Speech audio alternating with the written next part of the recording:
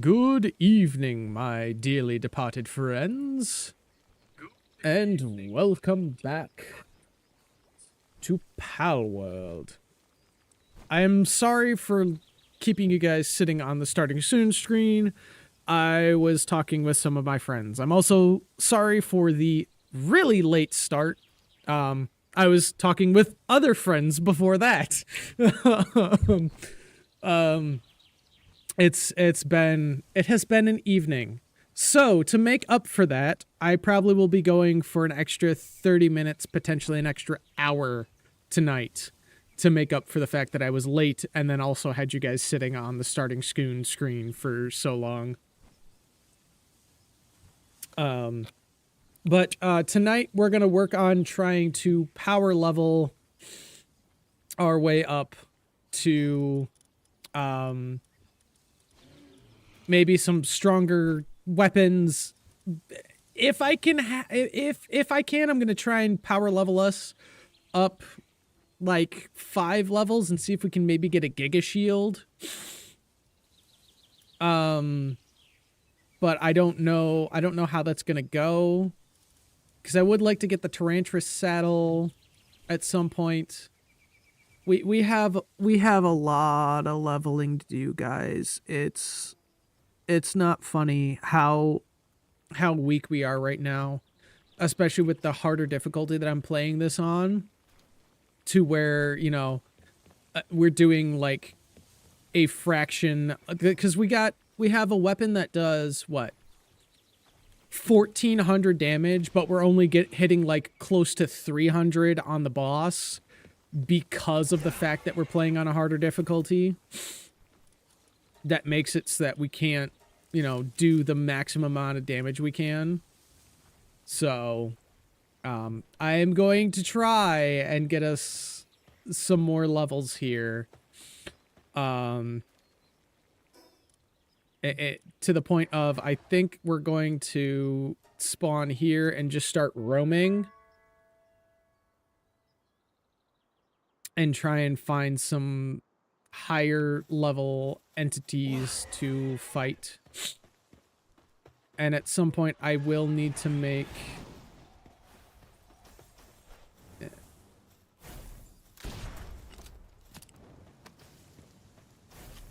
that's 134. Ow, that hurts. Icelin.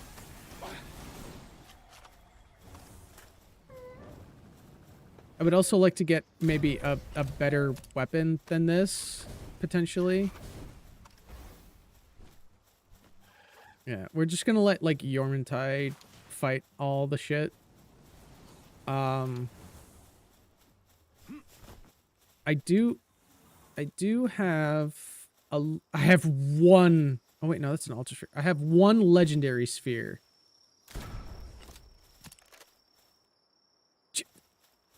Jeez, that Mimog ran fast. I was hoping to, like, aggro him and then I could try and catch him later. But he's... where'd he go? Oh, he's way over there. Okay. I do want to try and catch the Mimog because they might be good for us. For things.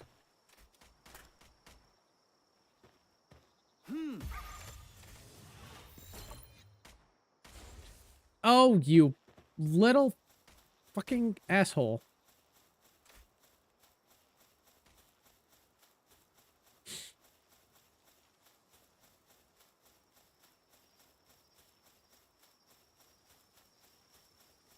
Where did he go?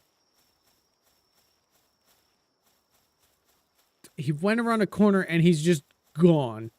Yeah.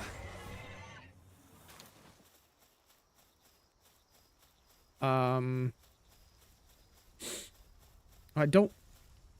that's a... those are pure Nox. Those might be good to grab.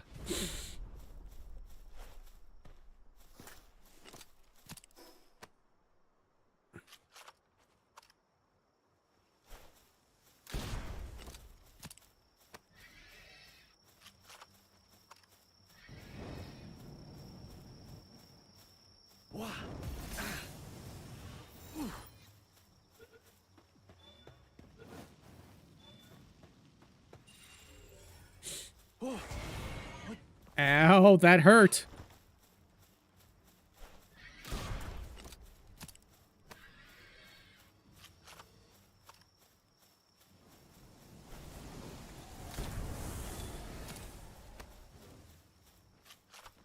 Alright, well, at least we got one Piran knocked. It's better than nothing. We got Flame Organ, okay. And we're out of Ultra Spheres, which means all we have is the Gigaspheres now, and then the Megas and Normals. Let us see what... Xenovate... I don't think I want a Xenovator. Let me just look. I don't know. I don't know.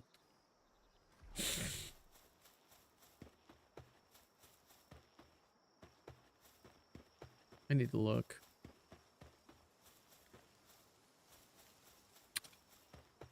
Man, this blue Raz is real good.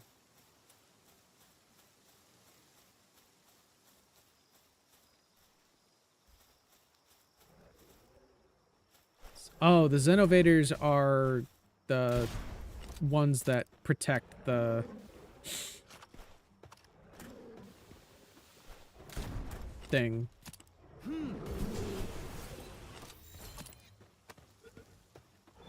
That might actually be not a bad pal to collect right now.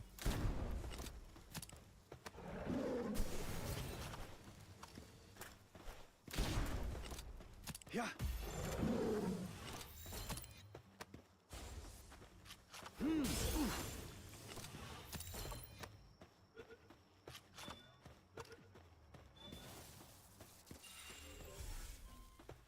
Okay.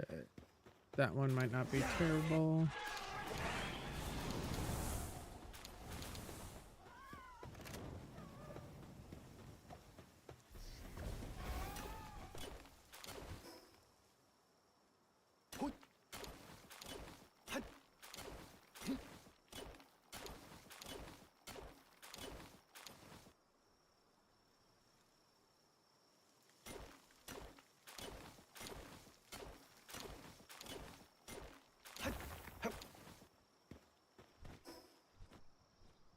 Map.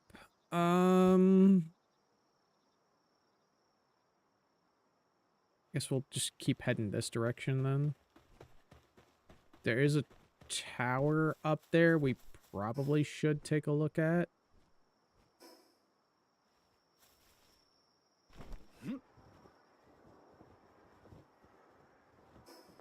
Do I even have my... I do not have my flying pal with me. Okay.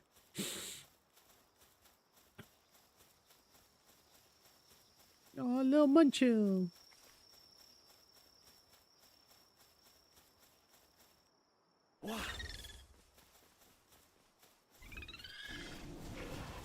Yeah, we'll let Tyrantris do some work.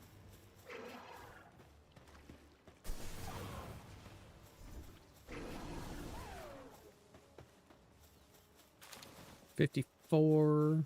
That could be better.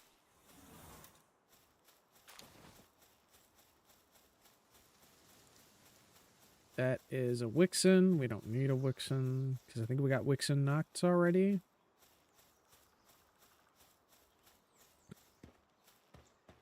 Oh, I can't wait to ride the little spider pal.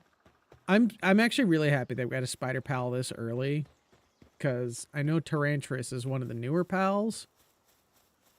So I really like this randomizer because it's allowing me to try out pals that otherwise I never would have gotten the chance to try.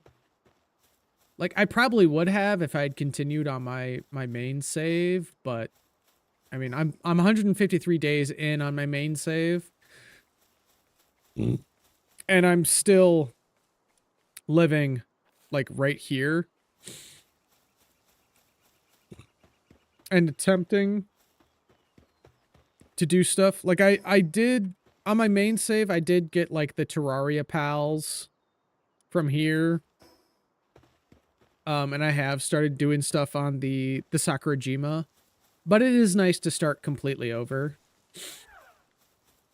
And, okay, Quiver, if you really want to fight, if you really, really want to fight, we can definitely fight. You're not going to survive, but we can fight.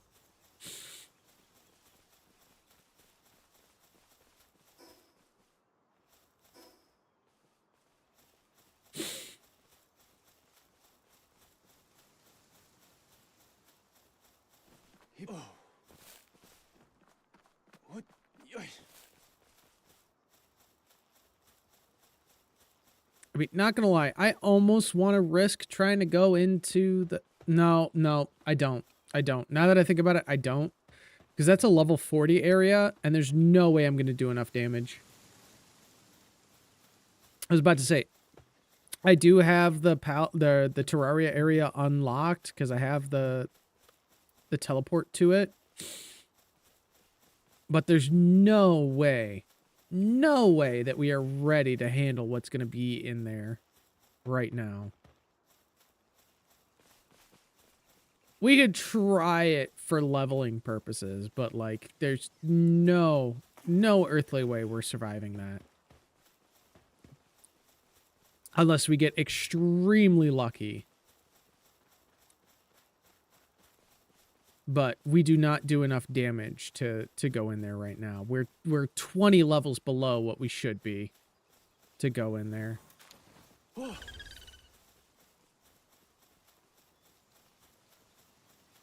Where's that? I thought there was a tower here. Unless I was wrong and I was seeing the tower way over there in the distance. Which, honestly, would make sense. But that's the fire zone, and I don't know if I have what's... I mean, we did pick up some fire-resistant armor the other day. So... Plus, I have a boss pal. And... Yeah, I don't know if we have enough. We can try, but again, we're going to be taking heat damage from being over here. And I don't entirely know where the thing is going to be.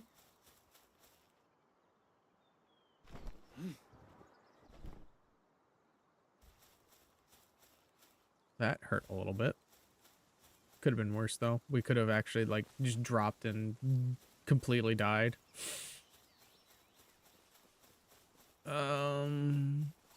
Yeah, I'm not entirely certain where the thing is going to be.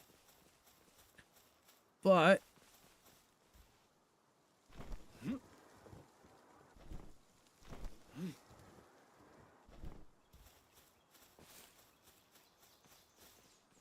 if we just cross here... Oh boy, we're going to start taking health damage. Because they did not have enough stamina to try and do that.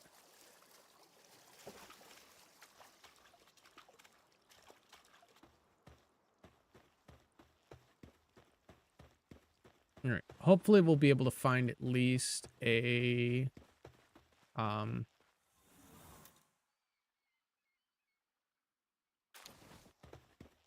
teleport point. What is a hypersphere? Do we have any hypersphere? Ooh, okay, so hyperspheres are between the Gigas and the Ultras, I think.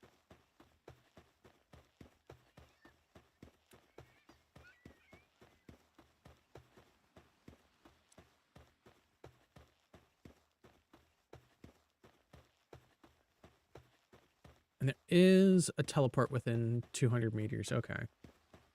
So as long as we don't go up the volcano, we should be okay, I think. Because the volcano is going to start doing heat damage to us.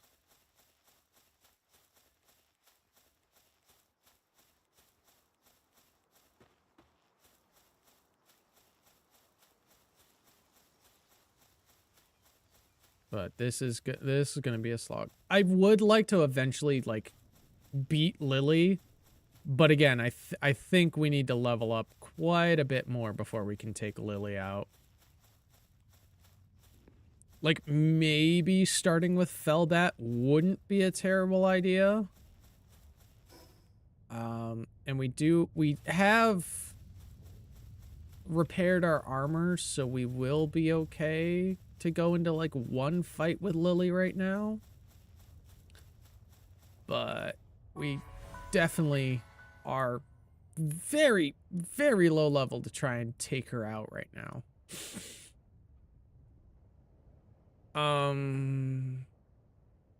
Sealed realm with the Guardian. We probably should unlock that fast travel point. If we go to Mount Floppy and then go over to that spot. What have we got here? We got level 25. Oh, hi, Omuscules. You know what? Let's let our Tyrantris and stuff put in some work.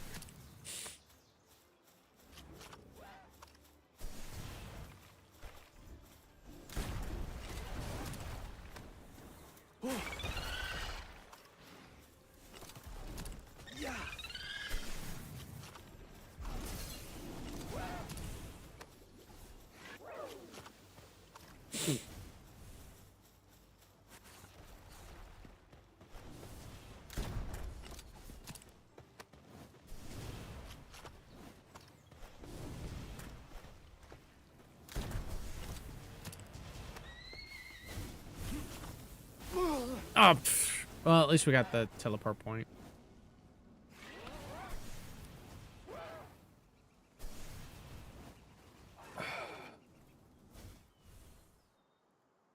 But that might not be a bad spot to try and level up at.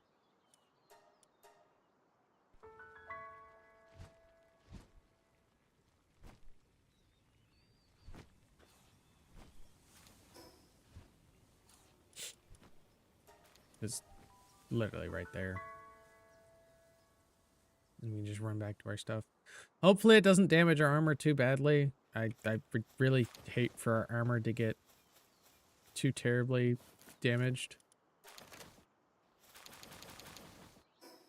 How bad is it? It's not terrible. It could have been better, but...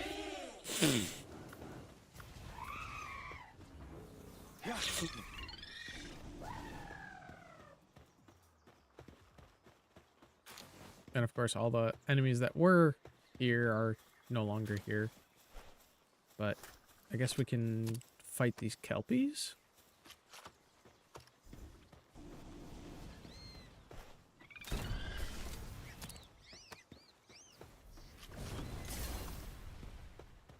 And normally this would be a little bit easier, because if we were doing it by the book, we'd have maybe some fire pals to take out the ones in the ice territory.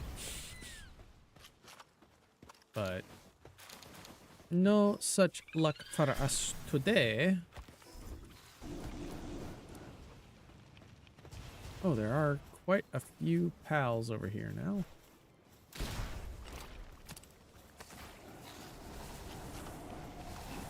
Let's try not... I was about to say, let's try not to die. Oh. Yeah, this is about the direction that the stream's going to go. We're going to end up spending more time repairing our armor than we are going to be leveling up. We'll be stuck in a perpetual cycle of repairing our armor and not being allowed to level up. But this is what I get for putting myself in harder difficulty. So, I'm not changing anything. I'm just going to have to deal with it. I made my bed. I'm going to lie in it.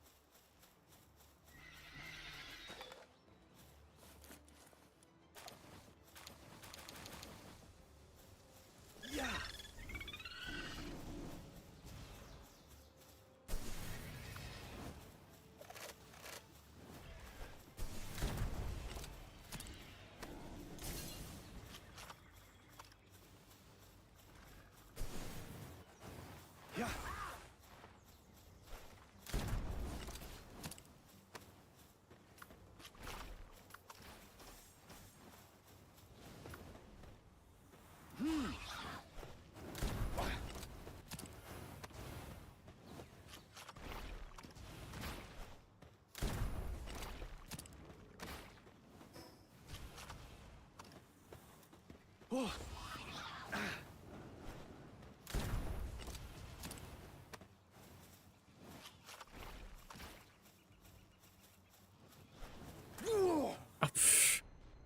I thought I was safe behind that rock.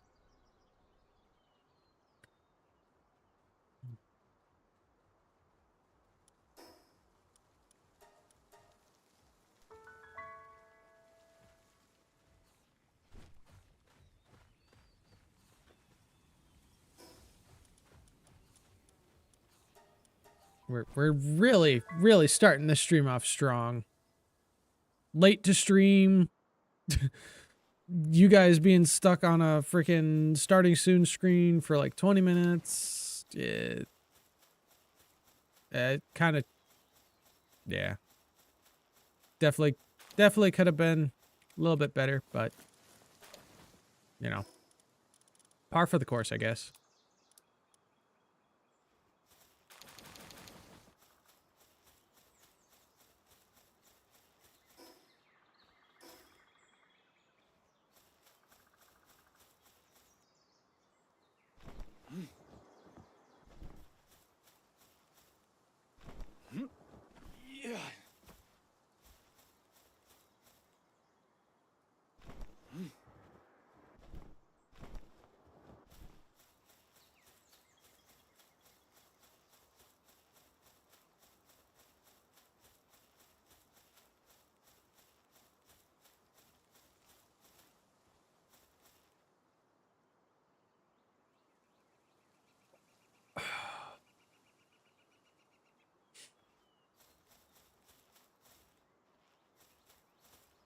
What the heck? That's a treehouse.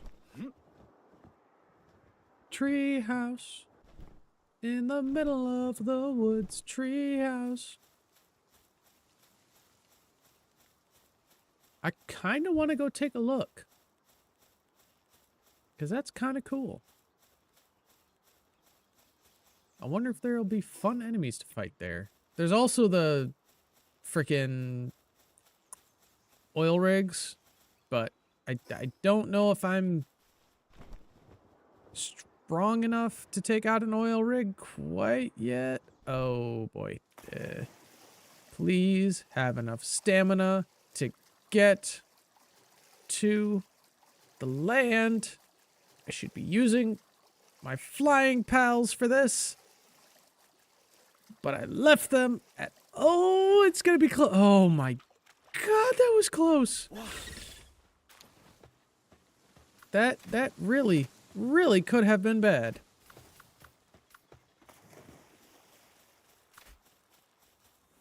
Okay,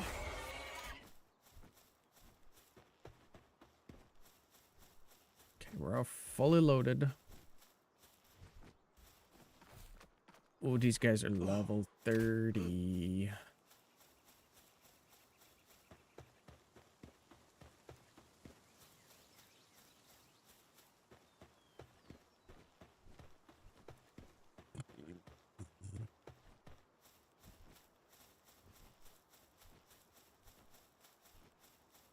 I mean, it might not be terrible. We can give it a shot.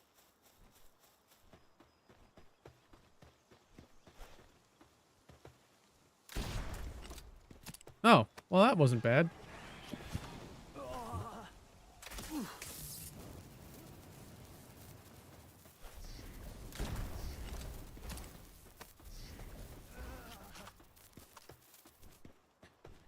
Alright, well, there goes two of them. Yeah.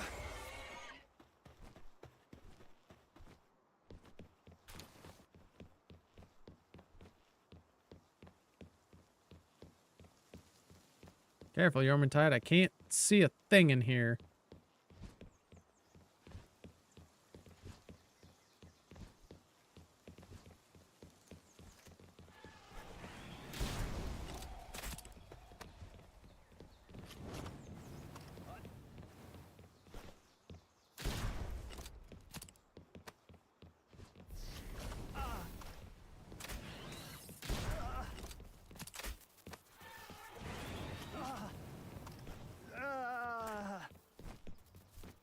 And another one bites. Oh! Hello, melee dude.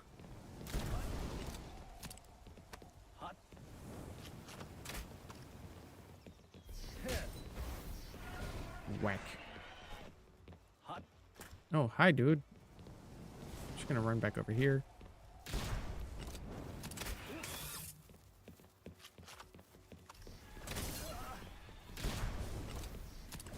Oh boy! Oh boy! Oh boy! Oh boy! All right, let's float back down here.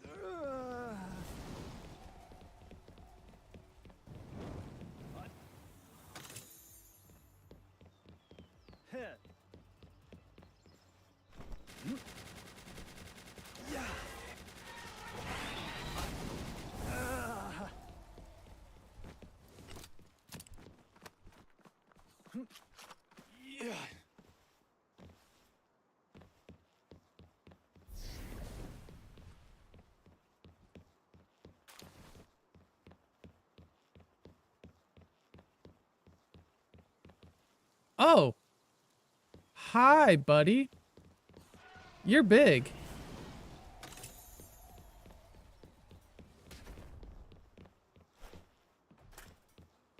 And now you're down there. Okay.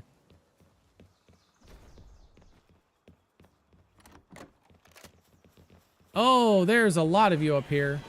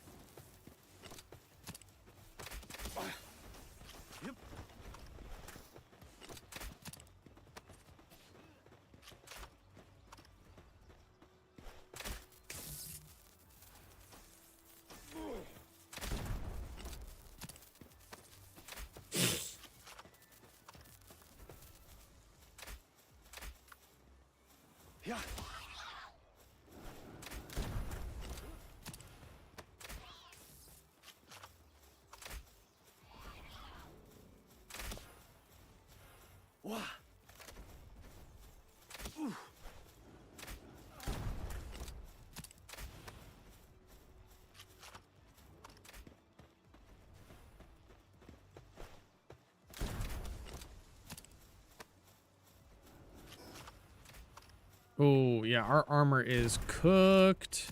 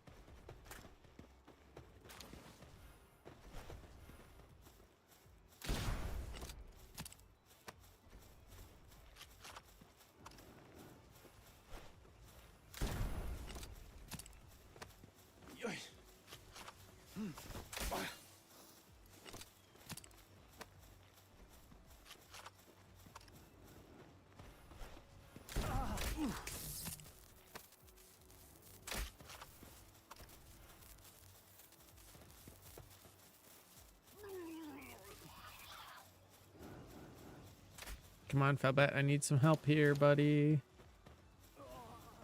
Thank you.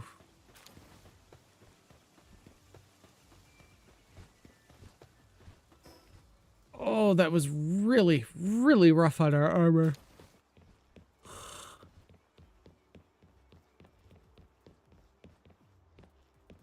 Also, the treehouse is cool, but I literally cannot see. Like, where are the stairs? I can't see. I'm blind.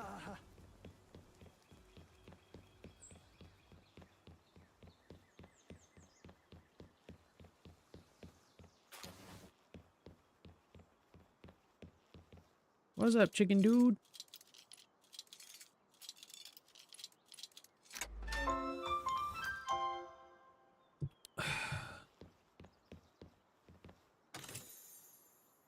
Makeshift assault rifle. PAL Alliance flag schematic. I think we cleared an enemy camp, which means we got the achievement for that.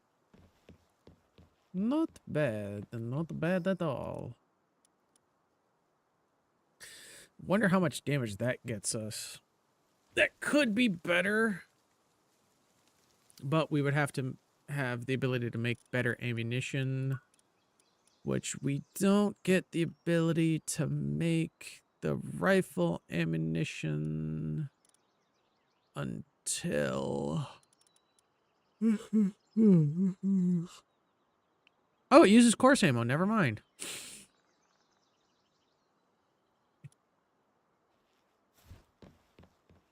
Okay. But we still don't have enough to level up. We're close to our next level up, but that means nothing in this setup.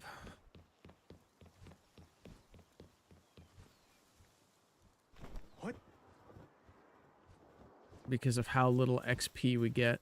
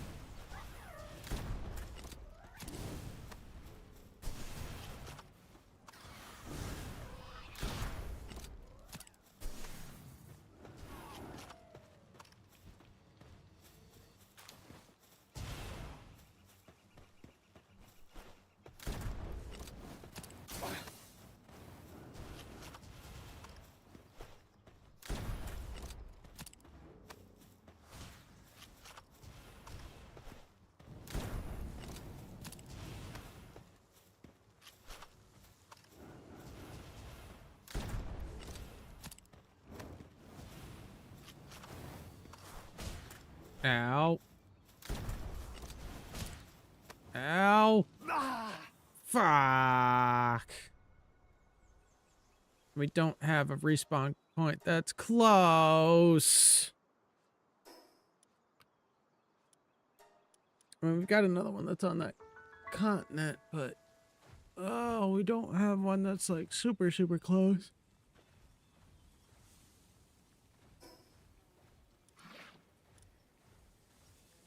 Yeah, like that's way up. All right, you know what? You know what? PAL box. No, I want PAL box. I want.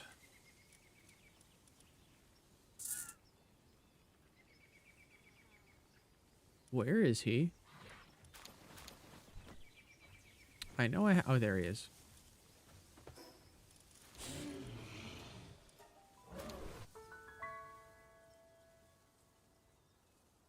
We're just gonna take our Nightwing and go get our stuff back. But we're gonna have to freaking repair all our armor again. We just finished fixing that. God. Level ups on this difficulty are so rough.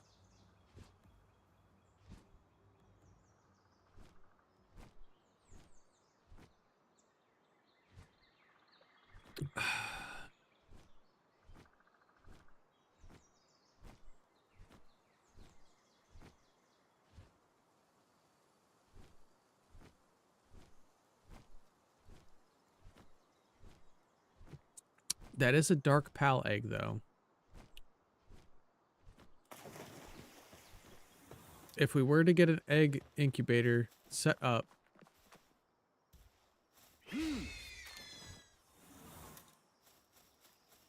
I wonder if we'd get some decent dark PALs.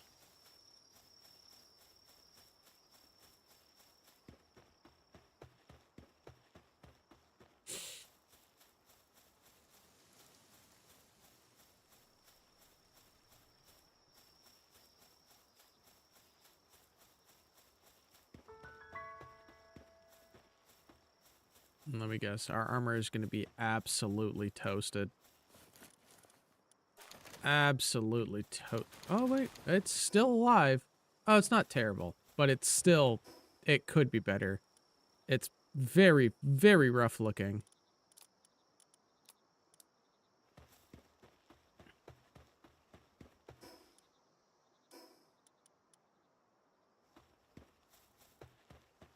Definitely not in the best of shape.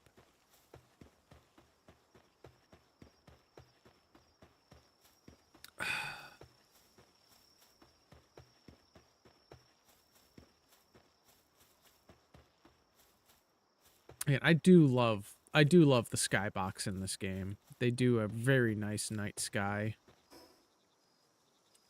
Okay. Oh, there is a teleport beacon over there, which we probably should get eventually. Maybe not right now, but eventually.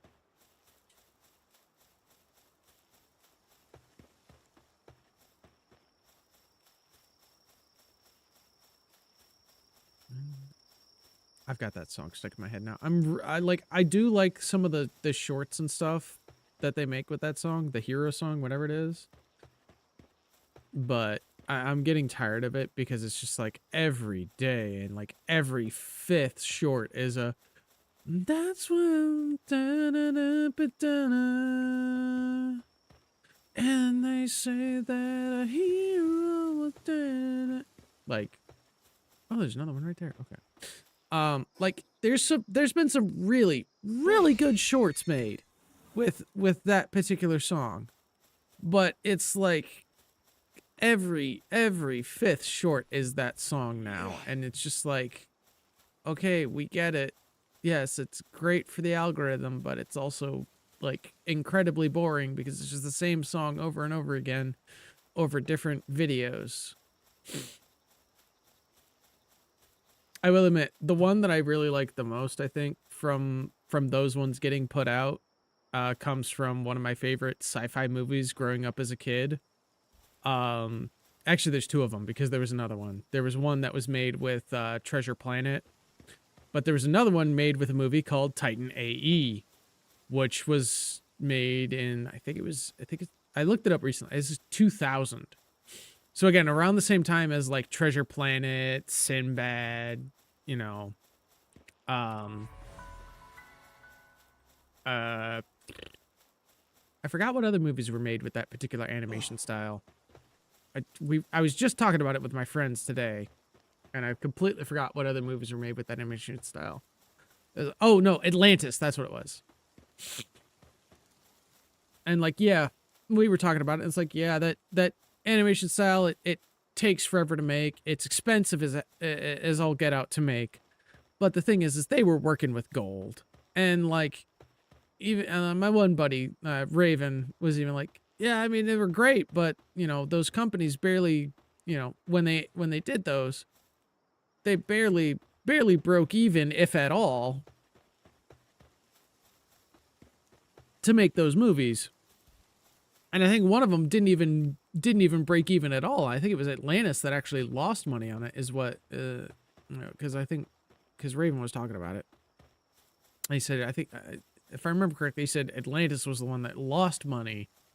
But it's just like, those movies were made like really well, and I enjoyed every single one of them.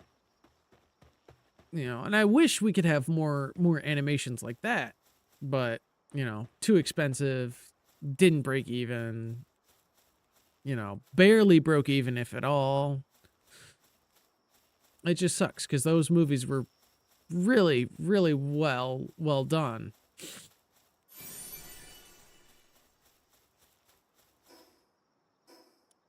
And Titan AE is one of my favorites.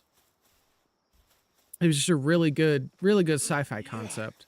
That and Treasure Planet. Treasure Planet, oh my, it was a really interesting take on, you know, Treasure Island. It was a sci-fi take, and I loved it. Every minute of that movie was pure gold. You know. I'm not gonna lie. Like I was very interested in especially from watching like, you know, fan made films, you know, things like Beatdown Boogies, Mario Warfare, and you know, all sorts of other fan made type YouTube series. You know, a lot of the SCP stuff done by Evan Royalty. Heck, even their most recent one with the Stalker stuff, you know, I can't remember what the Stalker one was called. But like there, heck, I even wrote a couple of scripts for like a DC fan film type thing. Like I watched a lot of fan film type stuff. And like I enjoyed writing stories, and you know, I wrote some of my own little like short stories, or you know, I tried to start writing books. You know, I have a couple of manuscripts already started. You know, I've got a couple of TV shows also started. Well, I say TV shows, but like YouTube series that I would have done like as like a fan made type thing. But you know, I never really finished any of them because I got to a point where it's like, is either writer's block, or it's just like I don't really feel good writing this anymore. You know, it's just I feel like I'm copying what already exists, and I'm not making anything interesting or new. And you know, at that point, I think that's when I really stopped kind of writing. But now I play in D&D sessions, and I feel more at home doing that, because at least that way I can, like, you know, I take inspiration from other things, but you know, I still feel like I'm writing my own story rather than trying to copy off of what already exists.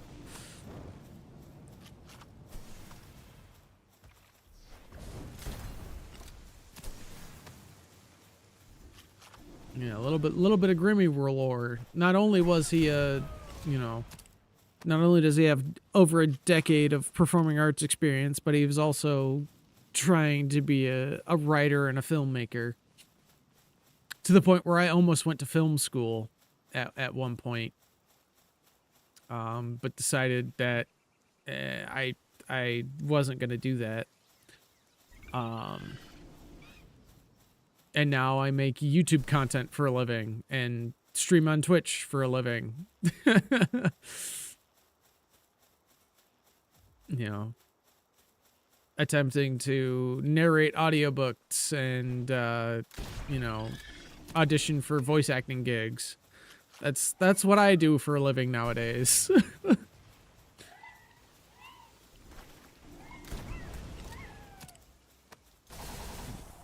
And I think part of the reason I really wanted to go to film school is I really enjoyed my video production class when I was in high school, which is part of the reason I kind of was, it was relatively easy for me to learn the new editing software I use, because I learned on Premiere Pro, and I didn't really want to learn a new editing software. And then I heard about DaVinci, and I'm like, you know what? Yeah, I'll give it a try. And the wife was kind of pushing. It's like, hey, you know, you should probably start making shorts and all sorts of other stuff, and like YouTube videos. You know, try and get your content out there more. You know, put stuff on TikTok and stuff. I'm like, you know what? You're right. So she was the one that started all the editing process. I had her as my editor to begin with. But then she started, you know, trying to do a lot of her own stuff, and you know, like the first couple of videos I have on, I think, my TikTok and potentially my YouTube, but I know specifically my TikTok, were edited by her, and she did an amazing job. You know, a lot of times she feels like she didn't do as well of a job. I was like, you know what, you did an amazing job, because we're all learning how to do this, you know. And I love the work that my wife did on the videos that she made for me.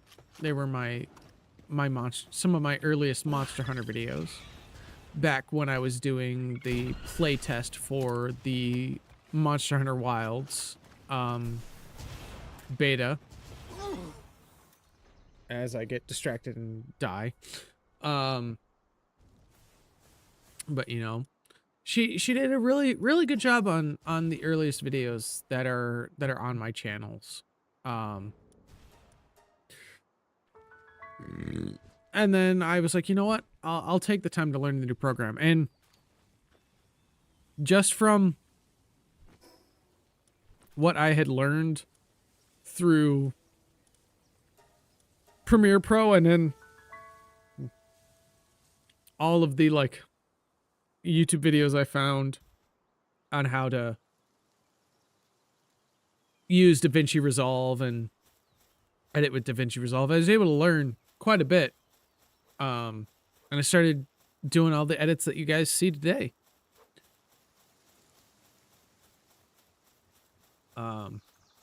But again, I wouldn't be the content creator and streamer I am today if it weren't for Mrs. Gubbez. She's the reason that I even do any of this, because she really she has pushed me to try and be, you know, the best version of myself, and tried to push me to pursue my dreams and my hobbies. I'm very grateful that she's in my life. I'm getting a little sappy because I have I have been indulging in some adult beverages today. Oh, favorite warrior, why did you have to shoot me? I had no armor. I need to get my gear back. I'm not gonna lie, I am tearing up a little bit just thinking about it. And I'm a couple adult bevs deep today. As I'm on my third one. How are you guys hungry? There should be food in here. Why is there no food? What? What have you guys been doing? Why is there no food? Why are the fields empty? Lylene, what are you doing? Oh, guys, I need to fix my base. Oh, this is gonna be a base stream, I think, guys. I'm sorry. I wanted to do leveling and stuff today, but apparently my pals decided that today was gonna be a base stream because they can't seem to get their shit together.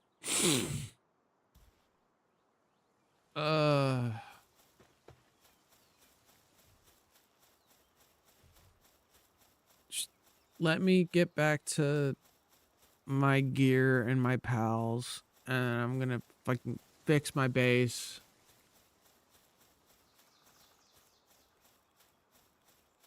I know. The even when before I went and worked at the bookstore, when I tried to start streaming the first time before I was known as Grim, back then I was streaming under the name Homebrew Heretics because I was trying to put together a D&D stream and stuff, and then also do gaming and stuff. But at the time, we didn't have any of the equipment nor, you know, time to put together stream. We needed more people to play in the D&D game. So I just started streaming from the PlayStation, streaming all sorts of games and things. And hell, Zephyr, would you back off? I want to go get my equipment because I'm literally have nothing.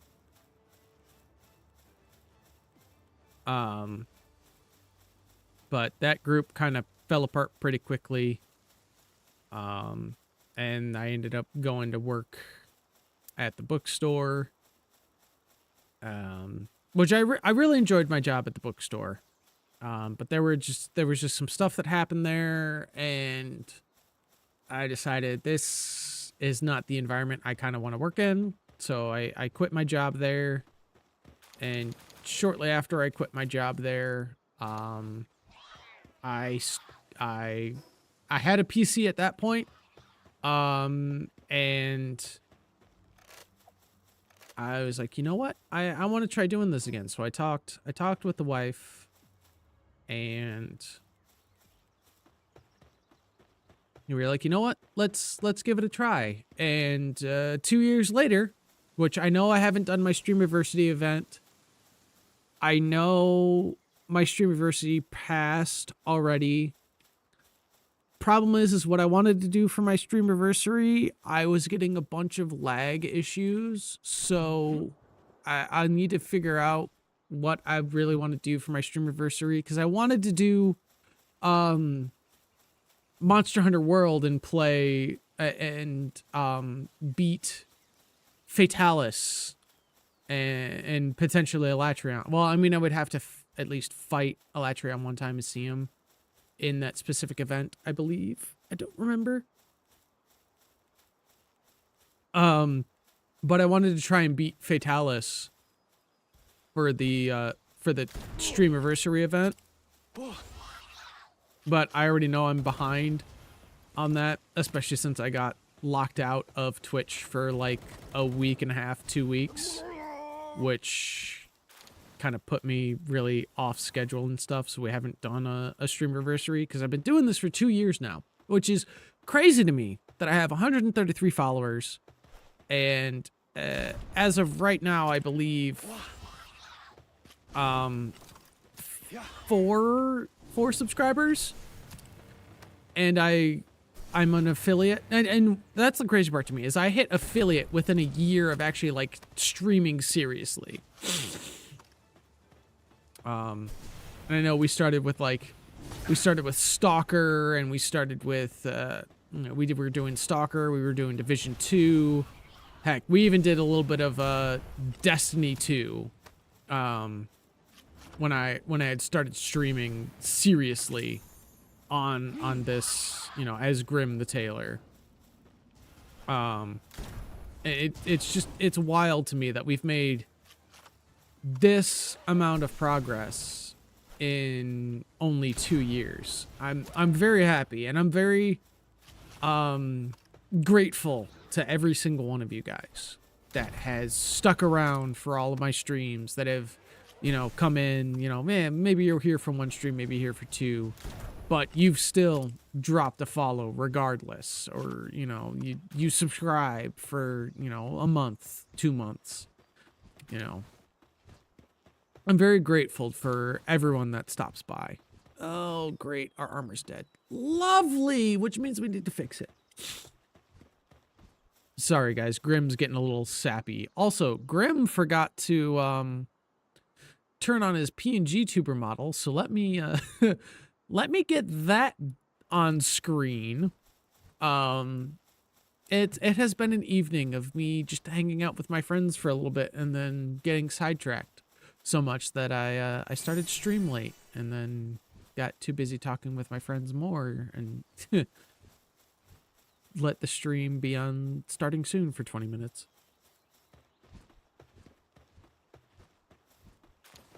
Grim's in a sappy mood, guys. I hope you can forgive me.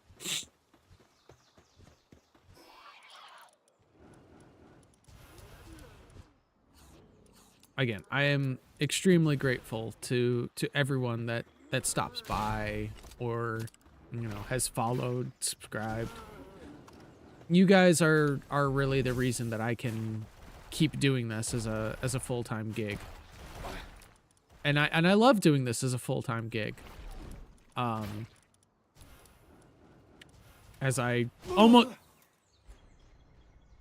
struggle to do things in my inventory and get killed by a fucking stray bullet.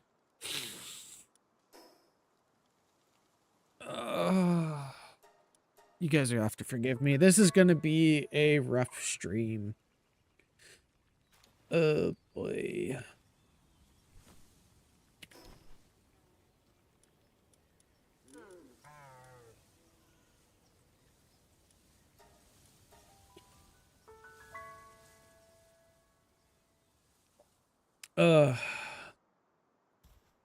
And I mean, there's a bunch of games that I still want to play for you guys and just play for myself. Because, again, there's too many games that have come out in recent years that are, you know, decent. And there's too many games that I've had for years that I really want to, you know, continue playing for you guys. You know, Pal World. Like, I enjoy Pal World. I really love it. I do want to keep playing this. I do enjoy my time in this game. You know, but there's also a lot of games that, you know, I'm going to play with my friends, and, you know, I enjoy playing with people, because for the longest time, like, you know, I'd play games with my cousins and other family members, and that was the most fun to me. But some of these solo games, like, I really like playing solo games. They're fun. But it's more fun when you play with your friends.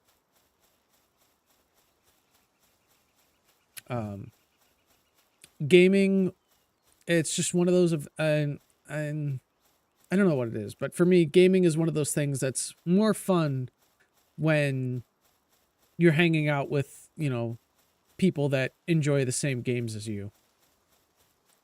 And you can talk back and forth with them. You guys you banter and trash talk each other, and at the end of the day, you're still friends. Despite having played Mario Party, Mario Kart, and Smash Brothers Melee for 3-4 hours and absolutely going, no, I'm gonna get you, I'm gonna win, I'm gonna beat you up, you're gonna lose. You know, despite all that, when you can still have fun and at the end of the day still be, you know, close with the people that you were literally just trash talking for the last couple of hours, and having your absolute ass handed to you because you're terrible at Smash Brothers Melee and you're halfway decent at Mario Kart, you know.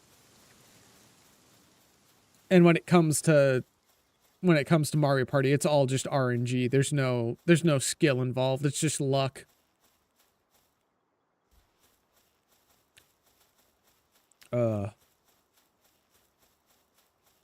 You know, heck, one of my best memories of playing video games with family was at one of my cousin's birthday parties. You know, and I'm gonna say this: I enjoy the multiplayer of Halo, the Forge maps and stuff. I hate Halo 4. Halo 4 is one of the worst. Halo 4 is the start of the terrible Halo games. As I die again on the way to get my gear. Halo 4 was the start of the really bad Halo games.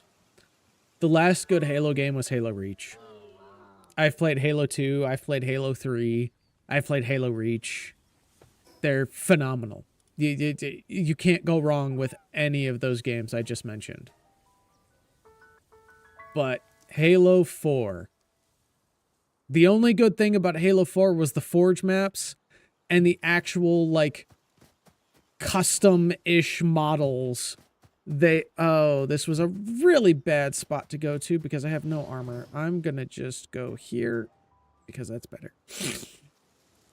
The only good thing about Halo 4 was they actually gave the Flood, like when you're playing the Flood game mode in the Forge maps and stuff, they gave an actual character model for the Flood infected player. That's the only good thing that I really see from Halo 4. Like, the gameplay, the gunplay, everything's kind of the same as it was in the other games, it feels. But Halo 4 is where the story started to really not be that great. Like, it wasn't terrible, but it also wasn't good. The storytelling in Reach was phenomenal. And Reach is one of my favorite. Reach wasn't the first Halo game I played. But Reach is the first one that I really fully remember as far as Halo games I played. Because I played that one when I was... I actually played that one a lot. It was the one I played the most often. Because I played Halo 3 and Halo 2 when I was a little bit younger. With one of my friends. And I only played a couple of missions on that as far as I remember, because I never really went to that friend's house super often. But I went over there a couple of times and we played Halo, and that was where I really started to enjoy Halo. But I think where I really learned to enjoy Halo was when I started going to some friends' houses that were within walking distance of me. To the point where I was going over there almost every day, I think, because they were super close. And I would go over there and we'd play Reach, and I really love the game. My favorite character is Jun, the sniper. And my favorite weapon in Halo, of course, is the sniper rifle itself. I got really good with the Halo sniper rifle. But back to Halo 4. Sorry, I went off on a really wild tangent there, talking about Halo for a second. But back to Halo 4 at my cousin's birthday party. My favorite couch co-op gaming memory, other than some of the ones from when I was in high school, was from playing Halo 4 at my cousin's birthday party. And he had a couple of his friends come over, and he had some cousins from the other side of the family that came over. And it was me, I think it was two of his cousins and one of his friends, or it was two of his friends and one of his cousins, because there was four of us. But there was me, and then my cousin, and then, oh, well, that math doesn't math out. I'm sorry. Grimmy is Grim is a little sauce right now and can't do math. So it was me, my cousin, one of his cousins, and then one of his friends from school. And we were playing the Forge maps on Halo 4. It was one of the, I think it was like a, ouch. It was like a forest-ish map, where there was like, you know, open terrain, but we were also like in a ravine.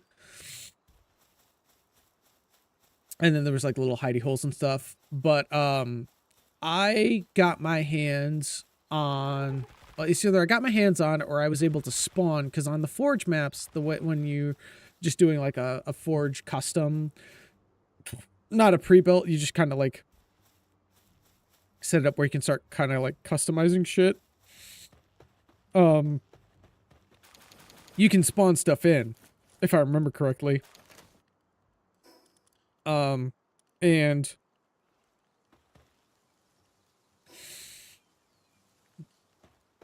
excuse me. I was able to get my hands on the Halo sniper rifle. And we were doing a free-for-all, so it was everyone versus everyone. And I don't mind that, because, you know, Halo couch co-op, you know, Forge maps are fun, especially when you're just bullshitting around and, you know, smacking the shit out of each other with freaking fuel rod cannons and shotguns, assault rifles, you name it, we did it all. But I was able to get my hands on a sniper rifle, and I positioned myself in about the center-ish of the map. And at the time, myself was sitting on the couch, and my cousin, his cousin, and his friend were all kind of like, because like the couch I was sitting on was facing towards the sliding door to the backyard of the house, and the couch was to like my left. So I was sitting on the couch with my legs, you know, along the couch, because the couch was perpendicular to where the TV was. So I was just chilling on the couch, laying out, playing with the, I was running the sniper rifle and absolutely wrecking house because I got really good with the Halo sniper rifle because that was my favorite weapon in the entirety of the Halo series. Every time I could get my hands on a sniper rifle playing in Reach or in any of the earlier games, other than the SMG, obviously, because the SMG is absolutely goated in Halo, especially since you can dual wield them in ODST. But every time I could get my hands on the sniper rifle, I mean, even when I was playing it when I got my Xbox in 2017. Yeah, my Xbox 360 in 2017. I'd get my hands on the sniper rifle, and that's all I would use. But so playing with my cousins. Yeah, I mean, this was before I had my own Xbox 360. Back when the only console I was allowed to have was a Wii. But having played Halo for years at friends' houses and being able to learn controls on the fly like I was, not having my own console, so I'd had to learn the controls of any console my friends or family had very quickly to be able to even play games with my friends and cousins. I get my hands on the sniper rifle and I am unstoppable. To the point where the free-for-all, which it's still in free-for-all mode, obviously, because we didn't jump out of the match and reset anything, the free-for-all becomes a 3v1. And I'm wrecking house so badly that my cousin, his cousin, and his friend from school had to dogpile onto me on the couch to block my vision for them to be able to even get a couple of kills in, to the point where I can't see the screen, of course, because they're dogpiling on me. And so I'm not allowed to even see the screen anymore so they can even get a couple of kills in against me. And as far as PvP and like couch co-op goes, I think that's my favorite memory, is being so good with the Halo sniper rifle that my cousin, and his friend had to dogpile on top of me to get me to even, lose. In fact, at this point, I may have to go and try and contact my cousin and go, hey, so you remember your birthday party like years and years and years ago, where you and one of your cousins from the other side of the family and one of your friends from school had to dogpile on top of me to get me to like not be able to do anything against you guys in Halo 4 Forge maps? I just want to see if he remembers that, because I remember that, because it was just absolutely hilarious. Oh, good times. I miss the good old days of being grilled Gale Claw. We can discard these stupid old things and pick up the grilled Gale Claw. That should be all the food we need for now. Alright, our armor is damaged. We are cooked. What's the boss level here? Boss level 29! Ah! Why are they all so high? I need lower level shit. But no, I really want to go back and play the Halo games eventually. And at some point, when Miss Gubbs gets her PC, one of the things that we're going to be picking up is the Halo games, potentially the Master Chief Collection. Maybe not, I don't know, because I've seen some reviews on it. I've kind of talked with her about it, because some of my friends have put reviews on Steam as to how bad the Master Chief Collection is, because 2 of the games you can't even play in multiplayer anymore, and Bungie's, or not Bungie, but 343 is not even, or as far as back in 2020, Bungie, or 343 was not doing anything to rectify the fact those games were broken. That's a love Ander, and I don't care. We're gonna just leave that pal right where it is. That is not a pal that I really care to have in my pal deck.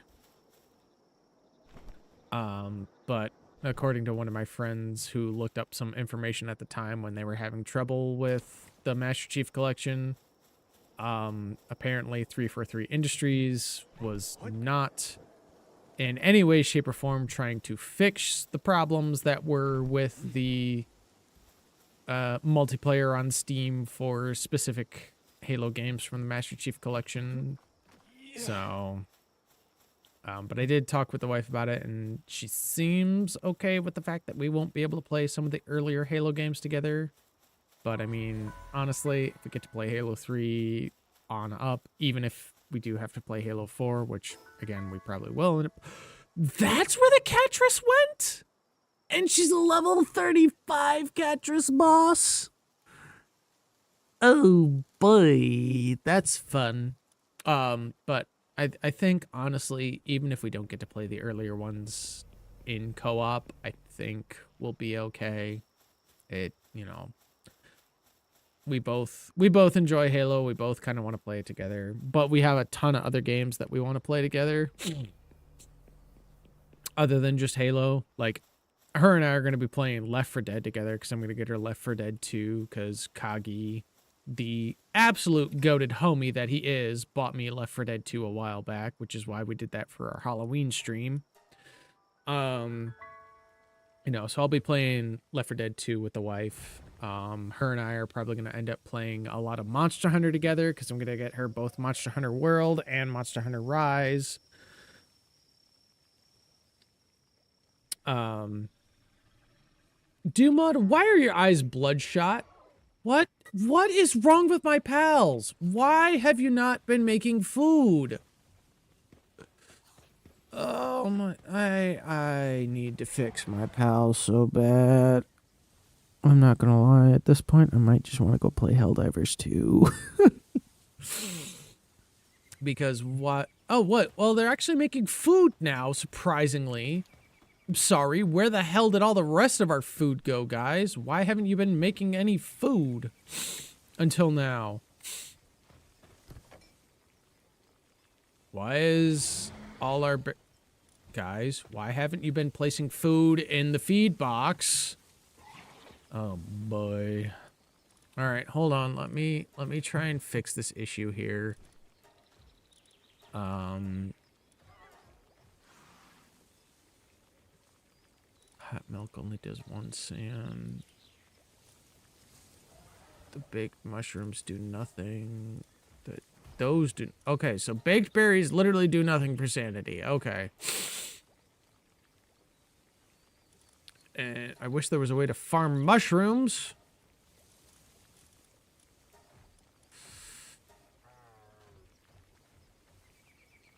All right, you know what? We just need to make a shit ton of flour. How much flour how much wheat we have? Well, okay, you know what? We're going to just make a shit ton of flour and we're going to make fucking jam. We'll just make all the flour. All the flour. All of it.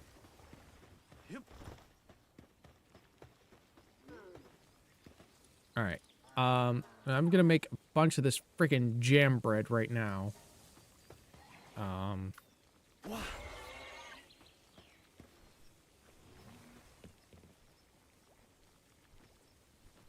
Where? Okay, that's a really odd point for you to be at, but hey, hey, buddy. Hey, buddy. What are you... Hey, Wumpo? Wumpo, what are you still doing here? Wumpo? It's morning time. Hello? You should be at the refrigerator. You should be cooling everything in the fridge. Wumpo. Not Wumpo. What? Walaska. Walaska, why are you still sleeping?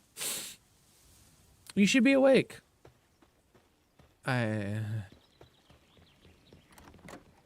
It's daytime. Why are you asleep? Yeah, it's not nighttime. Why are my pals asleep?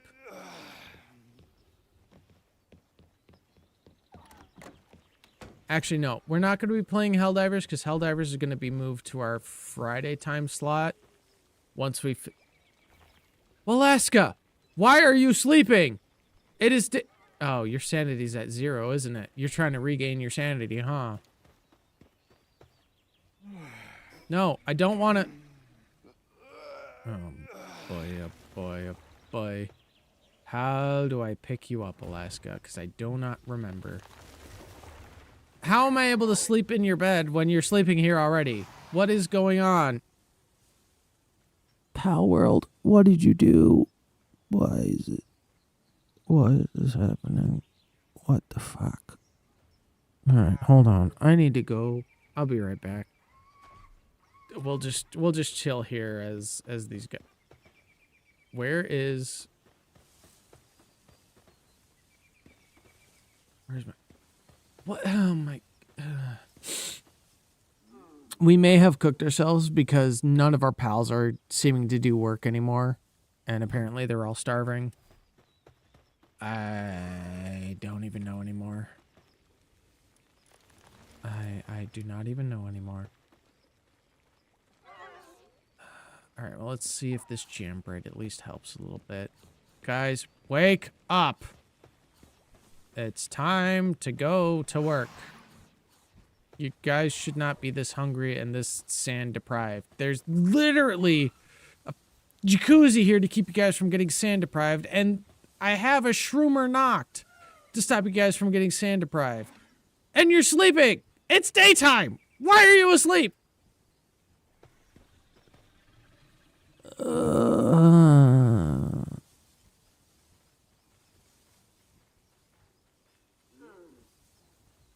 This is rough. This is really rough. Why am I opening Opera? I don't want to open Opera. I want to open Discord.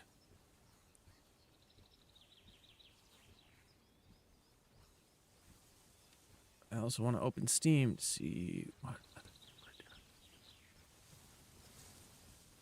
doing. Yeah, I don't know. All right, hold on. I'll be right back.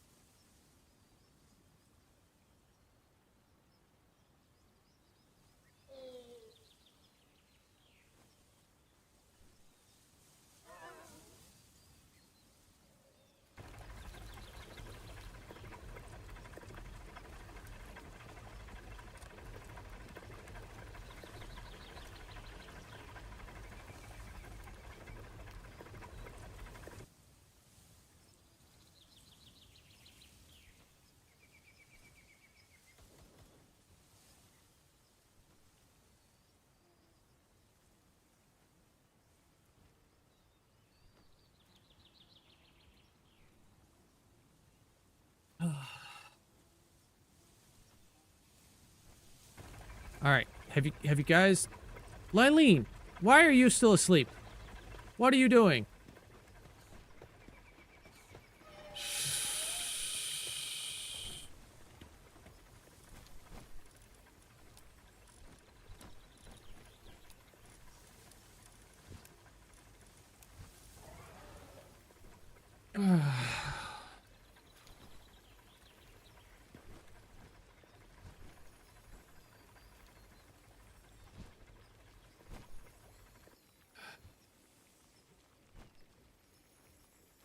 Oh, great. Eating just upset, not with a... Oh, my God, guys. All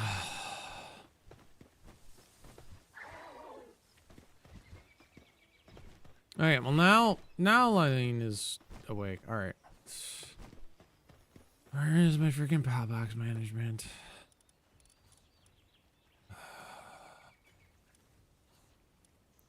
How did you guys get your sanity this low? This shouldn't be happening. What the freak, guys? You should have been putting food into the food box.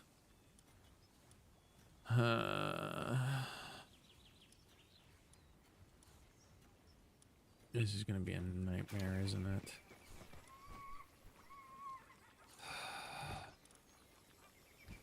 Alright, let's go. Where is my...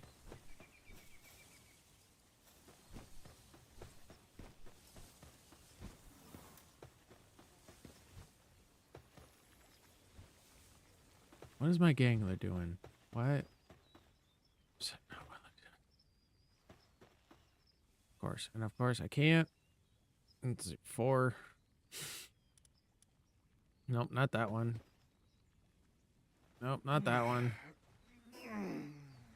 Of course, when my pals are sleeping, I can't pick them up and put them in the frickin' sanity thing. Oh, it's not like I could anyways, because...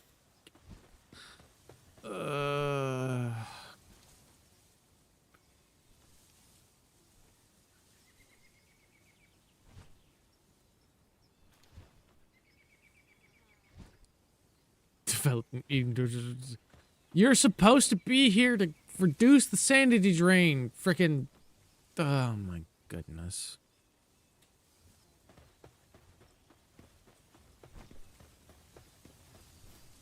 I disappear from Twitch for like a week and a half because I can't get logged back in. The first stream's fine, but the second stream back on Palworld is just absolutely cooked. To the point where you guys just, you can't figure out how to feed yourselves and put your food in the freaking thing so you keep feeding yourselves. Like, oh my god, guys. Really? Do I have to do everything for you? We make pancakes.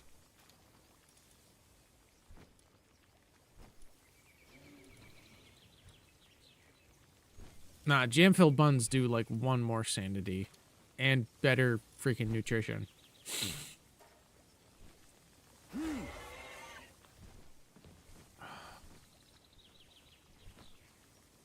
Guys, I swear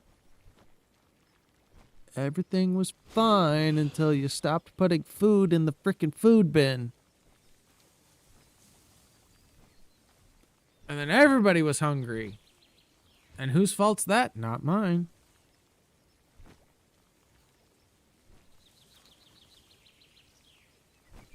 What do you mean, bad working conditions? Don't even start with me.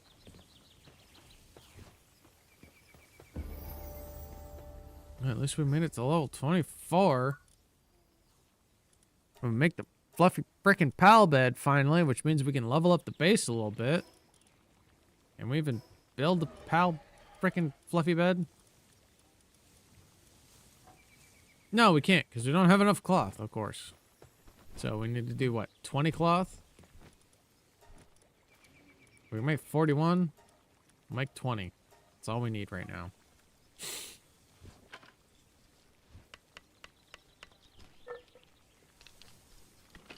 I swear, guys, I'm having fun. I don't understand at all why my pals decided to start starving themselves. For no reason whatsoever.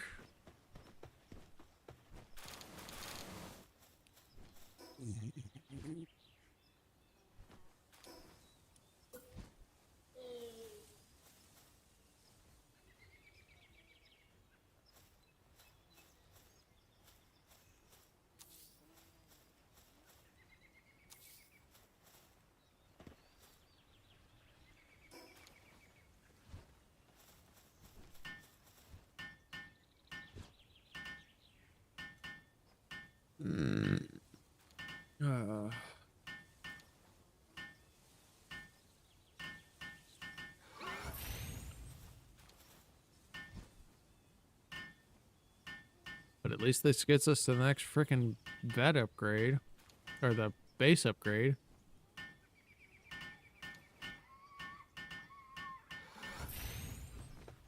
And we could start replacing frickin' the shitty beds with the freaking the fluffy pal beds.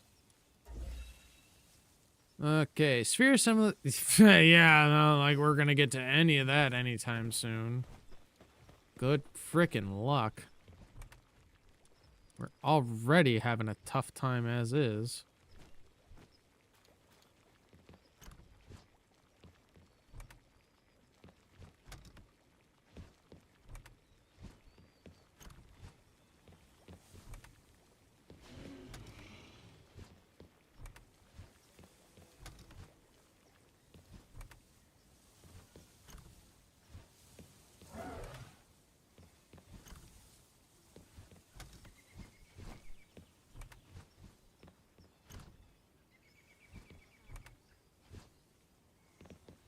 Okay.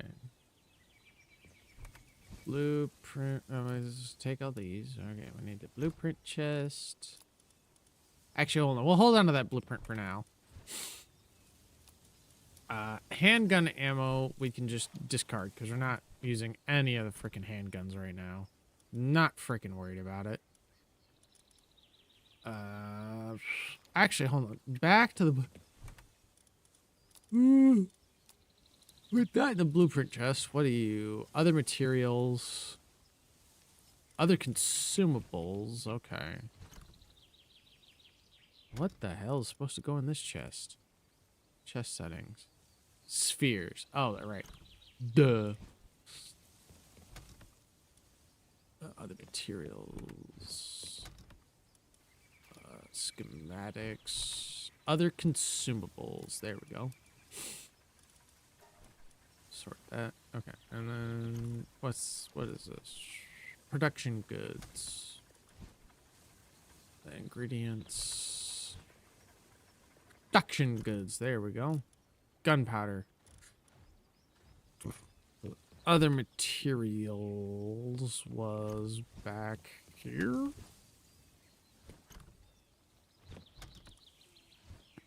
Pound materials, pound materials, pound materials.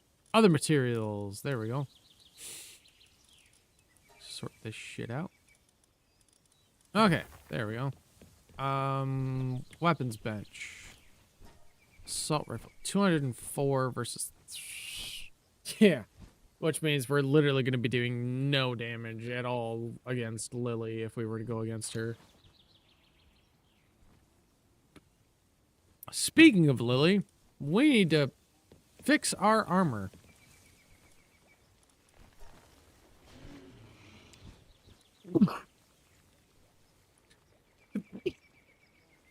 Excuse me.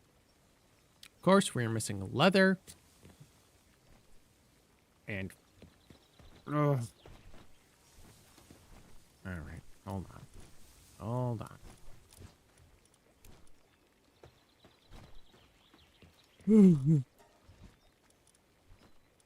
Cloth is the easiest. Ice organs, we only need 4 more of those. And I know we can get some from the Pen King area.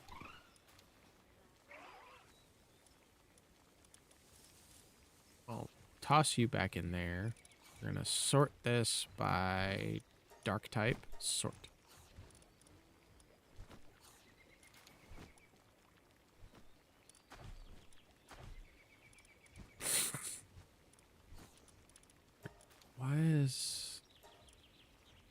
Why are... Oh, it's because Gelroy counts as a dark type. That's why.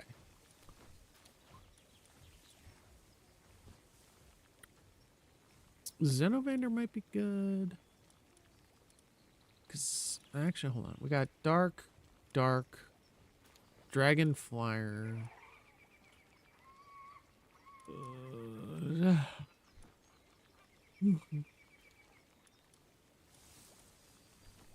What we really need is a, oh, you're a dark dragon, aren't you? That's an extra Astagon. Astagon might not be a bad one to kind of stick with us for now. Hold on. I want to see details. Increased movement speed. Increased value of items when sold. Increased dragon increased damage. Whoa. You don't have any dragon abilities though. Vanguard. Details. Vanguard is Yep. Prickster, you're coming with us.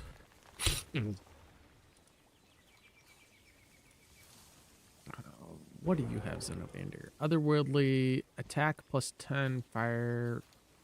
Okay. Not terrible.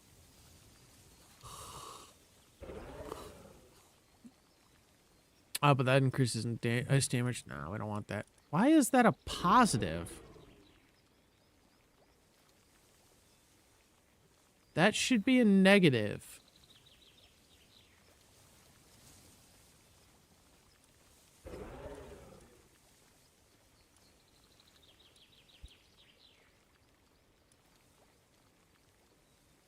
Like, oh, sorry, that's not increase, that's decrease. I'm absolutely blind. That's on me.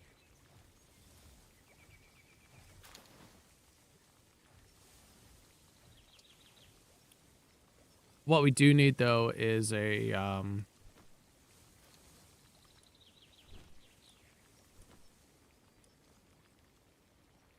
well, excuse me, we have a sickly Yormitide Ignis? Apparently we've had that the whole time. Oh, that's just minus stamina for rideable. Never mind, it's not a big deal.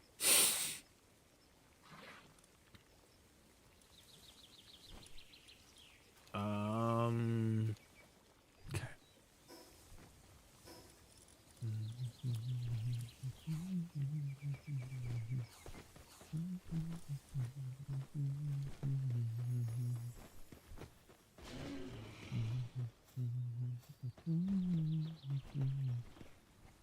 Where is my... Oh, never mind. Gangler's doing his job to water the plants. He's fine. I still feel, though, like my pals are literally just wandering around and not doing their jobs. What are you do? Why are you just sleeping in the middle? Oh, my God. What the... I don't even know what the frickin' command anymore is to pick up these stupid frickin' pals. There's literally an open bath right there. Go and rest yourself in the bath so you can feel better. You stupid frickin' pal. There we go. Hey, you. What is the button? Is it this? Is it that? Yeah, get in there. What the frick?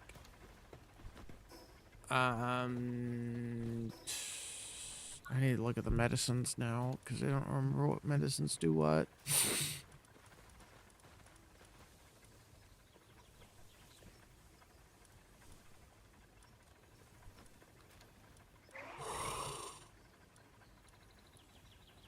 It seems like all my pals are freaking idiots, by the way. They don't know how to take care of themselves, even though I literally give them all the tools they need. Yeah, medicine rack. Where's all the freaking medicine we can make? Hold on, let me... Look at this. Alright, nope, that's the pal work. Let's see. Ulcer fracture. That's okay. That fixes overfull.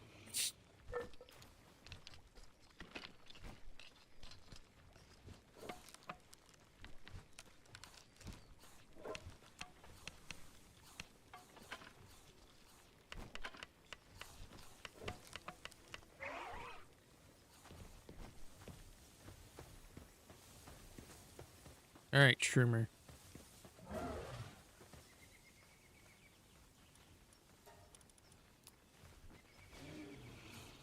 Alright, that fixes that. Alright. Have you idiots figured your shit out yet?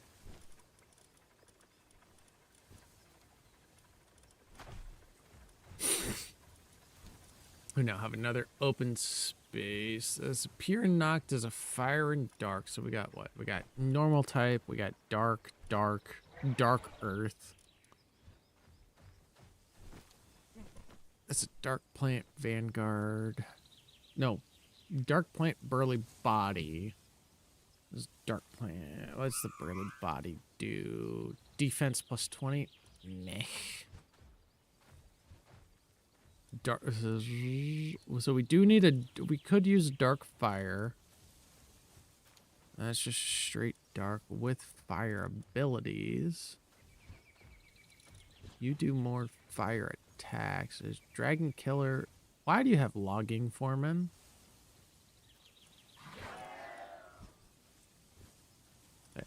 That decreases dragon damage. Okay. You also help with the logging efficiency.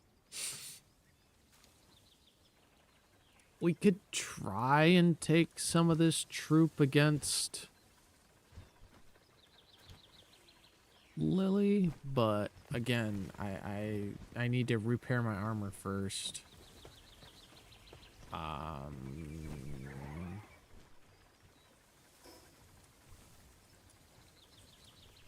we're gonna go to the Pen King arena and kill Pen King again. Try and get some more ice organs and stuff. And then leather shouldn't be too terrible to get our hands on. Gobfins, why the fuck are you even here?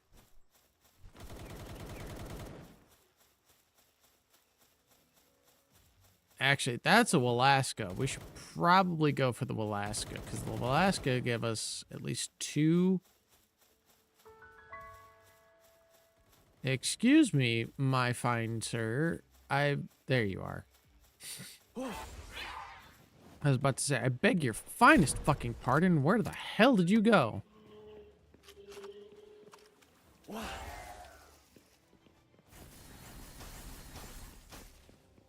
Catris! He's right here!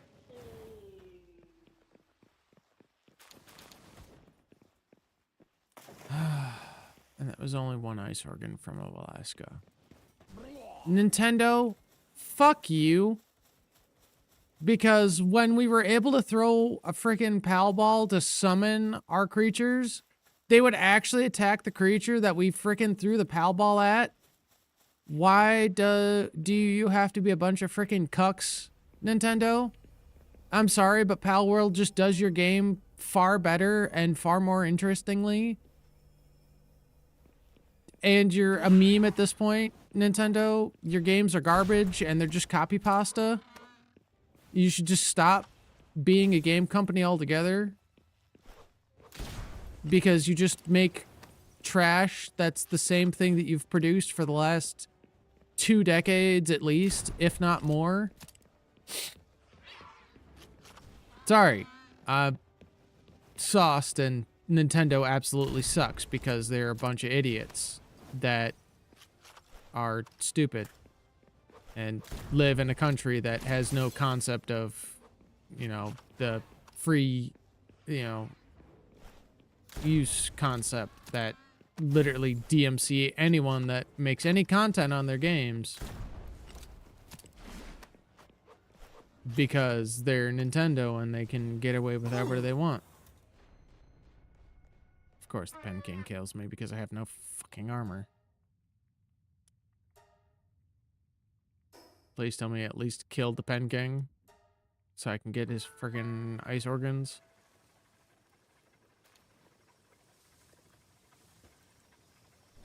God. I wish when we could throw Pal spheres and the Pals would actually attack the thing that the sphere was closest to when you wanted them to attack a specific thing instead of them just spawning randomly and then going off and fucking off into the distance.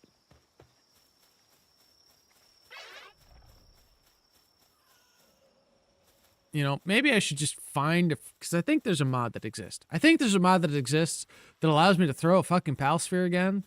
I should just install that mod and say, fuck you, Nintendo, because you're a bunch of fucking cucks.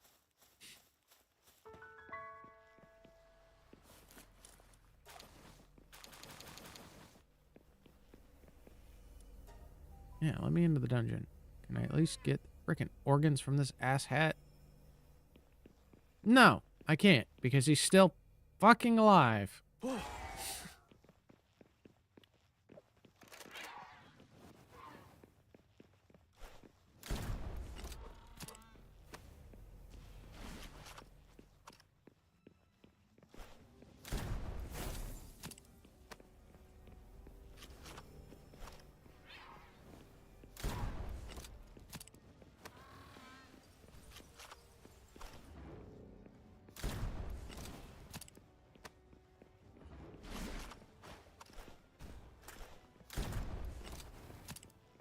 And the rough part is usually I have a boss catchers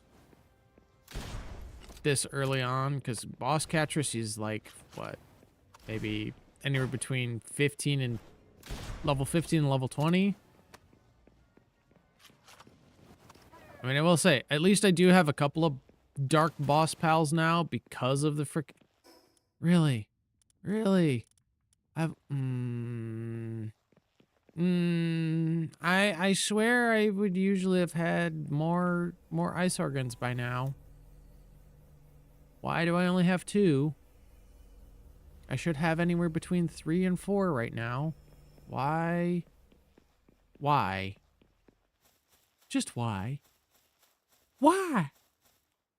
Friggin' preacher dude meme. Why?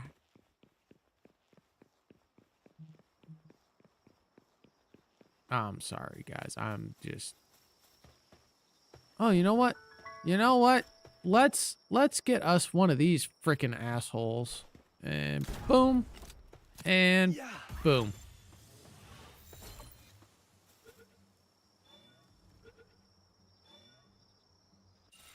There we go.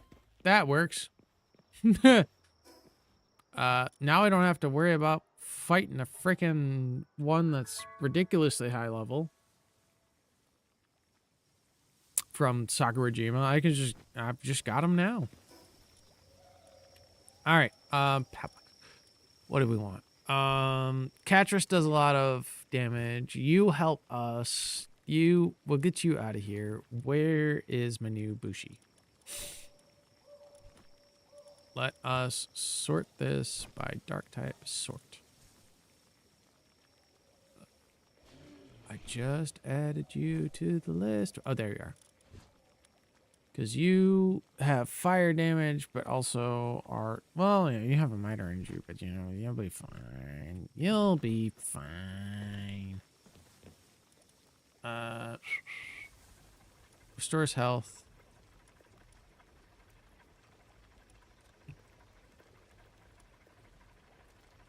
Sprain, overfull. Ulcer, fracture. Weakened, depressed. Increases work. Increases work.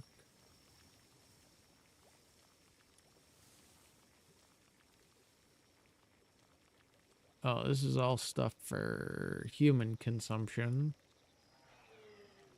Ineffective when used by pals. Yeah. All right. What are we looking at? Another 2 ice organs. We need 7 cloth, which we can easily make.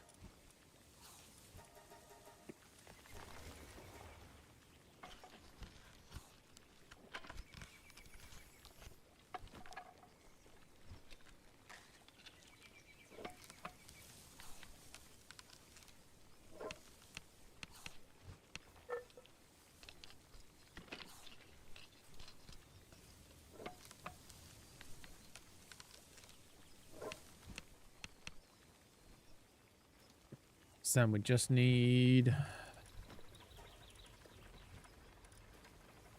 3 more bits of leather and 1 or 2 more ice organs. Okay.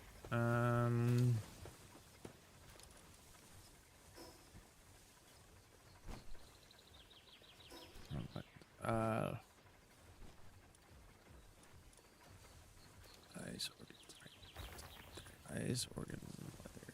Eyes, organs, and leather. We have the majority of the stuff that we lost. So I don't care about the death that's right over there.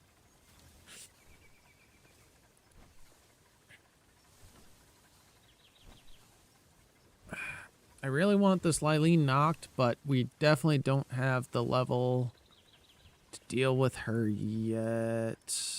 Prunelia, we do not have the level to deal with. Catrice, we do not have the level to deal with.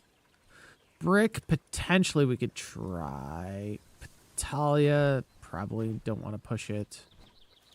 Really wish we could go after the Umuscule, but he doesn't exist. You know what? You know what? That's a menacing boss. That's level 25 that we probably could do well against. As long as we can get to him.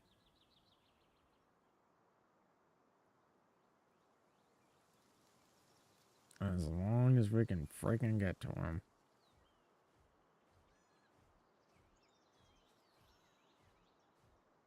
Not gonna lie, I also have freaking Space Engineers installed. I eventually maybe I'll end up playing Space Engineers for stream. Why am I opening all this? What? Why am I alt tabbing? Grimmy's losing it, guys.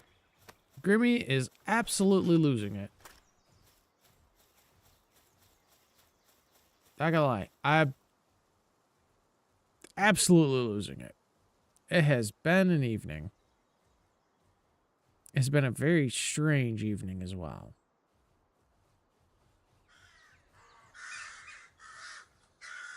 Who would that? Hey, what's up, Magnus? Welcome in, and thank you for the resub. As Grim loses his mind. Okay, we're going the right direction.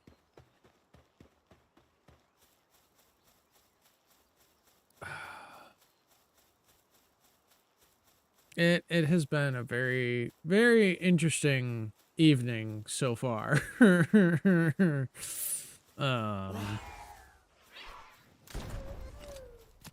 Late start, and then even with the late start, I left chat on a starting soon screen for 20 minutes. And then I started stream because I was hanging out with friends and got sidetracked a little too much by having too much conversation and hanging out with people. So that's been this evening so far. Very, very fun evening, to say the least. And then we had an issue. I don't know if you're here. I don't know how long if you've been lurking or if you just jumped into chat right now. Had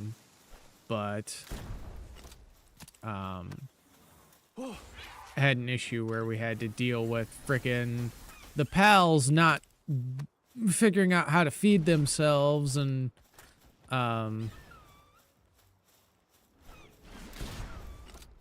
not putting food in their food bin.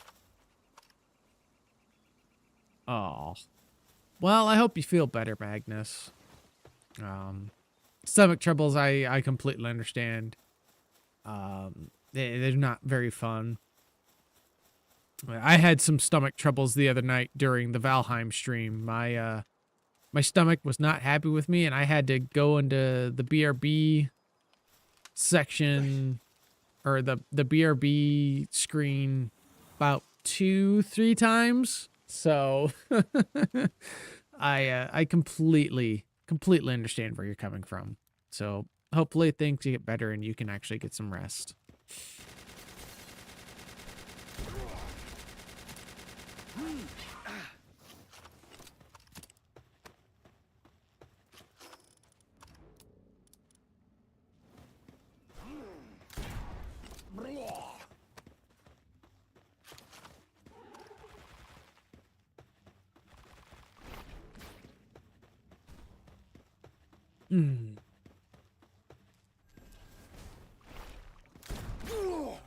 Are you?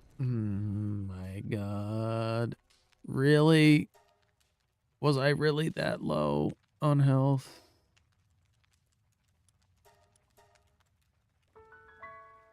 This was supposed to be a low-level area, and I'm like level 22, level 23. Why? Why did that melt me that quickly? Yeah, a freaking, what was it? It was a Garirat that absolutely melted my health bar, and I shouldn't have been that low. My freaking armor should have been up. Where the heck is my body? There it is. Right? This way? This way. Yeah. I'm surprised that they were able to kill me that quickly. I don't understand it.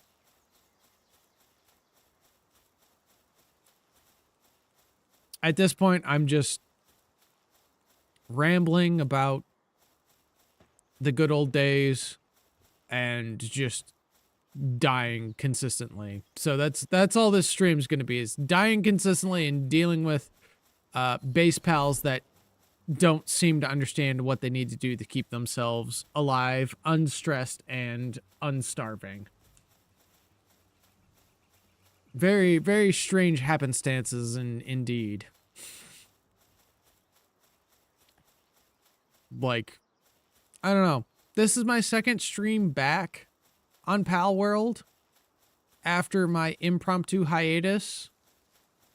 And for some reason, today's stream has just gone absolutely. Hey, what's up, Vic? Apparently today's stream has just decided that it's not going to cooperate, and none of my pals have decided that they want to feed themselves or take care of themselves, and it's just going to be a day of Grim trying to repair his armor again instead of leveling up. So that's what we're dealing with today. Grim wants to level up because his levels are low, but Pal World seems to think that Grim does not deserve to be a higher level right now. Pen King, you are supposed to be a penguin. You're a flightless bird. Why were you in the sky? Excuse me. You should... Pal World, I'm going to fight you right now. Why on God's green earth did the boss Pen King only drop a single ice organ, and this Pen King drop 2, when I distinctly remember the last time I fought the boss Pen King, he also dropped 2 ice organs. Make that make sense, Pal World. Oh boy. Oh, it's gonna be one of those days, isn't it, Pal World? Okay. I see how it is.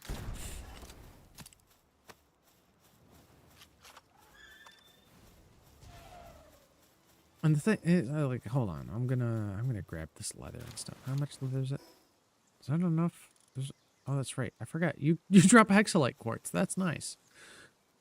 Let's just take a look at this. Options. Game settings. Is it game settings?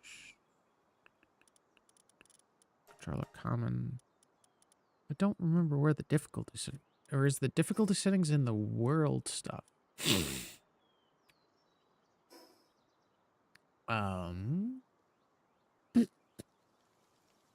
Don't remember how to look at the difficulty settings. Outside of the game. Thank you, Vic. I'm not trying to change anything. I'm trying to look at what I have currently. No, that would be in Start Darkmoor world settings. There we go. That's what I want to look at. Custom settings. Yeah, we have, what is it? XP rate. Yeah, XP rate is at 0.8 because of the setting. Multiplier. Damage multiplier from the player. We got it at 0.5. Damage to player times 4. But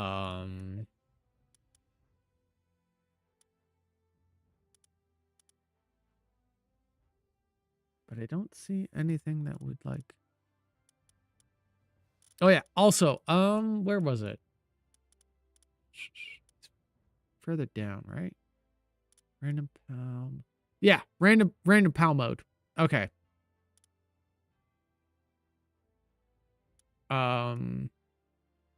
So when you create a world, all the way down at the bottom of the world settings, you can set it to make your pal spawns either completely random or just, I think, random levels potentially.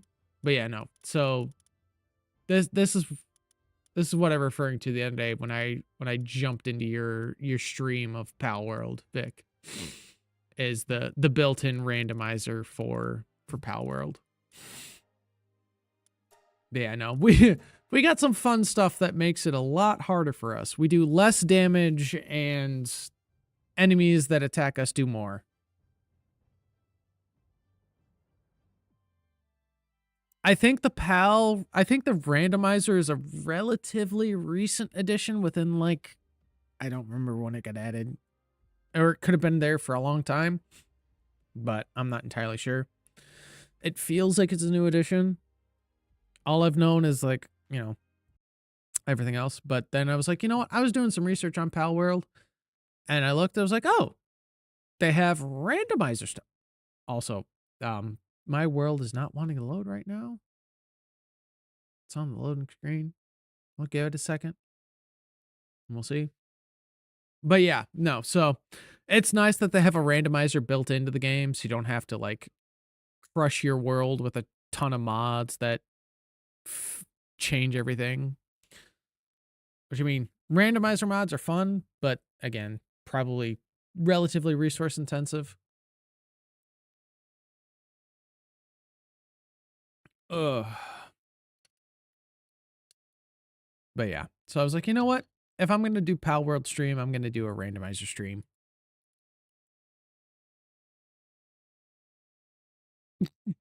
Apparently game crashed. Or just stopped working altogether because I'm now back on my desktop screen. Lovely. Yep, yeah, exactly. Stability issues. That's more what I was referring to.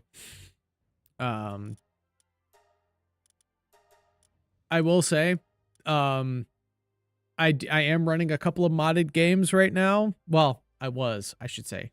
It's really weird. My Monday streams have all been the modded games, now that I think about it. Because before we were doing a modded, because currently on Mondays right now, we're doing a modded Valheim stream. I know, it really feels like it's Mod Monday. So, Elden Ring is a game that I still have yet to finish, and I want to play it more, but I only have that on my PlayStation currently. I don't have it on my streaming device, which is my PC. Now, I want to get all of the Dark Souls and Souls-like games on my PC eventually, because I play, like, a bunch of other Souls-likes. Like, hi, Pen King. I'm trying to talk to chat. Do you mind?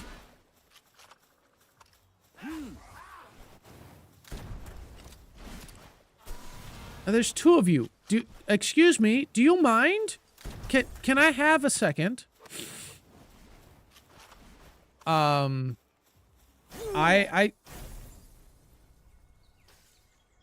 that's just lovely. I still have yet to beat Pal World on my PlayStation. And as I was saying a little bit earlier, when I was kind of going on a sauced tangent, because Grimmy has been enjoying some adult bevs this evening, as you guys can probably hear from my speech. But this is not the first Twitch account I have ever made for streaming purposes. It is a adult bev called Beatbox. They are 11.1% alcohol by volume, with a 16.9 fluid ounce volume. And they're really good mixed drinks, I will say. I will say the first one that I had this evening, about what time was that? It was about like 4 hours before stream. No, maybe even 5 hours before stream. Oh no, Four Locos even worse. I can tell you that right now. The Four Locos are way heavier and they hit way harder. But where was I? I was I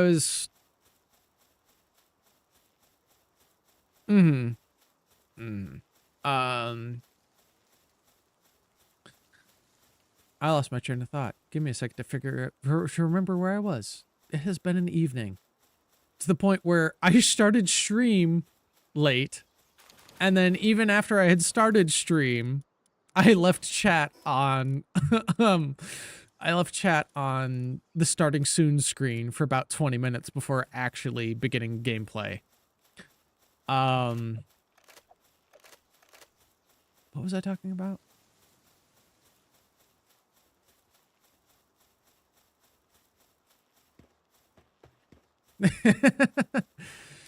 Yeah. No, I feel that. Sometimes, especially when Grimmy gets sauced, he gets really just quiet or unintentional or unintentional, unintelligible. English is a stupid and difficult language.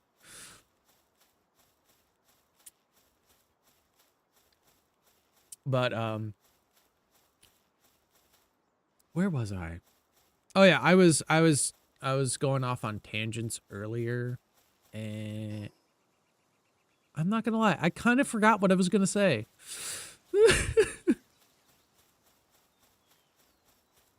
I mean, honestly, yes. You get when you start having adult bevs, you speak a lot, but half of it is just nonsense.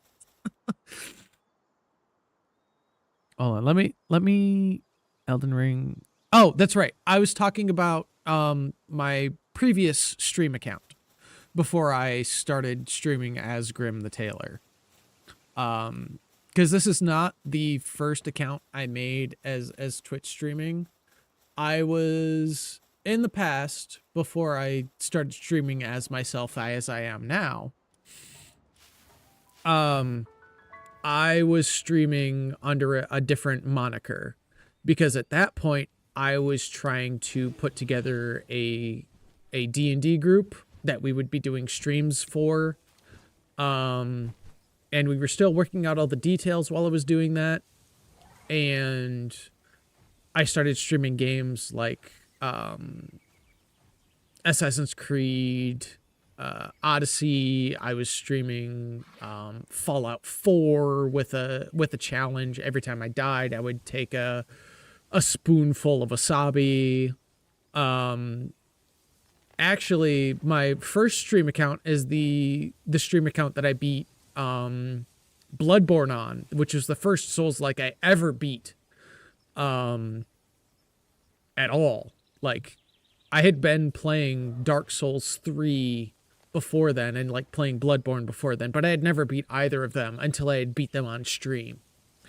And in fact, I bought Elden Ring for stream back when it first came out. Like, I bought it a couple of weeks after release. Back when I was streaming originally, back in 2022-ish, I believe. Hold on, let me look at when Elden Ring came out.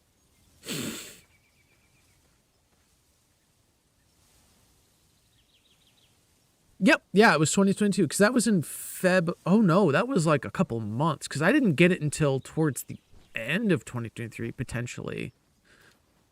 I don't know. I got it shortly after release, at least a good couple of weeks to at least maybe a couple months after release in 2022, and started streaming it as well, because I had been streaming a little bit, because I'd been playing Assassin's Creed Odyssey until Assassin's Creed Odyssey pissed me off with the DLC, because they told you in that game that your decisions don't matter during the DLC. Even though everything in the base game is like, oh yeah, no, your dialogue choices have an impact on the world, except for this one in the DLC, which no matter what choice you choose, we're gonna just complete the story anyways the way we want to do it, and your dialogue choice has no impact on the story. And so I quit playing Assassin's Creed at that point. But Bloodborne, I beat on stream on that old stream account. And then I started playing Elden Ring, but got stuck on the branches of the Erd tree, trying to get down to the Millennia. Which one was the Blade of Miquella? The one that had the arm blade katana? It was either Millennia or... Because it's either Millennia or the other one, because the NPC that comes to your site of grace is the other one. But it's been so long since I've played Elden Ring that I don't remember which ones was which. But like I played a large portion of Elden Ring and then got stuck on the Erd tree trying to get to the one boss that Let Me Solo Her got famous for.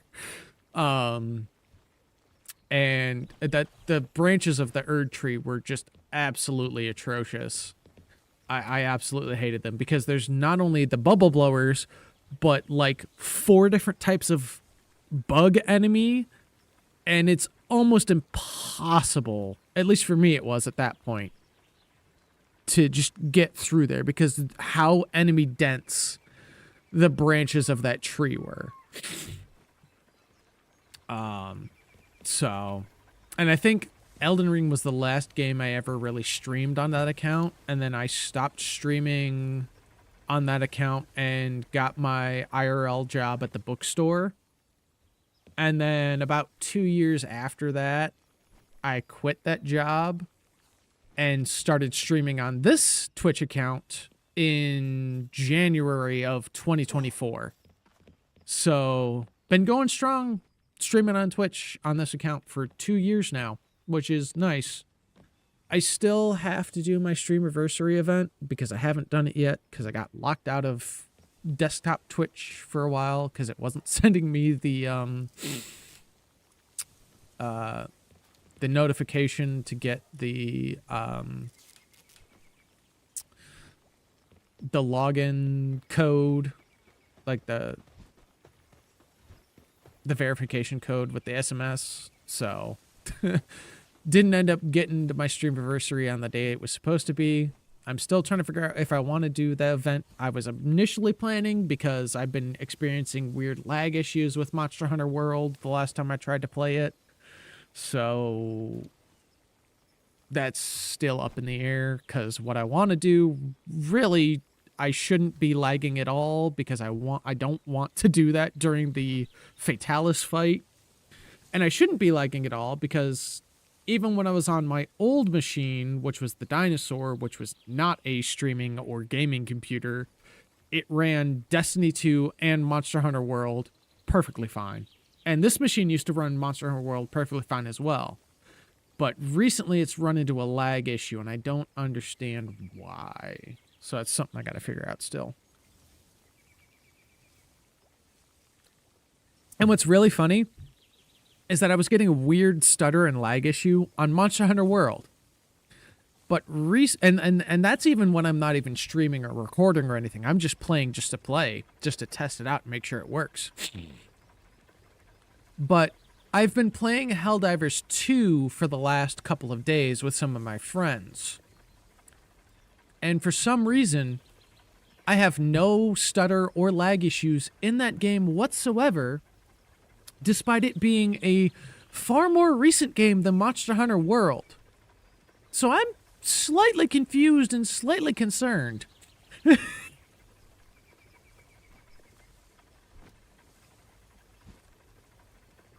Because if I can run Helldivers 2 fine, why can't I run Monster Hunter World fine? Especially since I was running Monster Hunter World fine far before now. And because I had been streaming Monster Hunter World sometime last year. You know, it just makes no sense to me. Okay. Let us put away some of these materials. But no. Elden Ring is a game that I definitely want to get back into at some point because I did enjoy it. But it probably won't be until what is this? That's PAL materials. So we just need to find another PAL materials chest. Where is our egg chest, by the way? I should probably toss this egg in the egg chest for now. And this is also PAL materials. Perfect. Sort that out.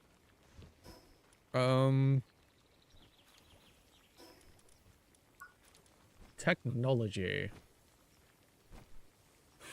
Okay, so we do have an egg incubator available. Did we even build one?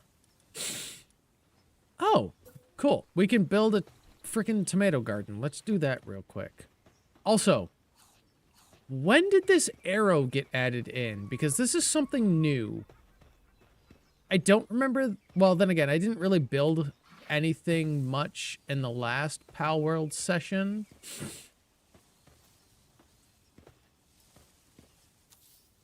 But the arrow pointing in the direction of where the items are going to go, that's new to me. Because I don't remember it definitely not in the last PAL World session, but because I didn't build anything. But even the session before that, because the session before that, I built a couple of the things that are here, but I don't remember that arrow ever being there. So that's new. Again, I like the updates that PAL World's doing. It's just sometimes they're just like out of nowhere. Sort all this out. Also, we have a Dizzy Cloud. I thought I saw there was Dizzy Cloud somewhere else.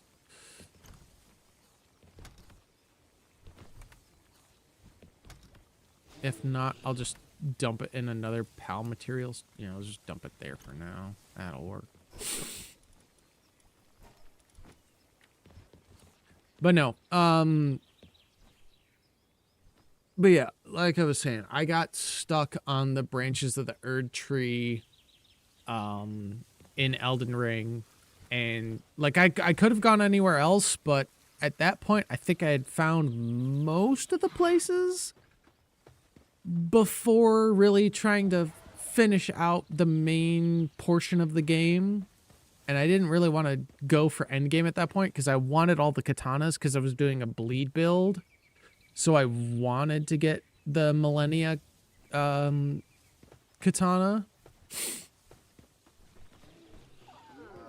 So that was like one of the last ones I had to get.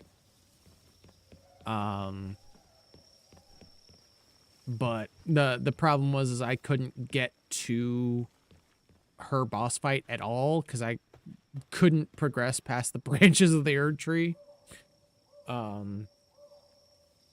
but beating Bloodborne was what prompted me to like get the rest of the Dark Souls games other than Demon Souls, because I still don't have that one yet, because I don't have a system I can play it on other than like Steam, but I haven't bought it on Steam at all yet.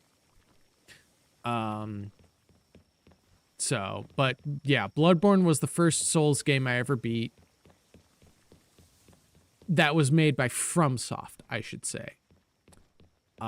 Because I've beaten a Souls-like before I ever beat Bloodborne. And that one I actually played on stream relatively recently. And it's one that I highly recommend to a lot of people because it's a very interesting concept. It's very fun.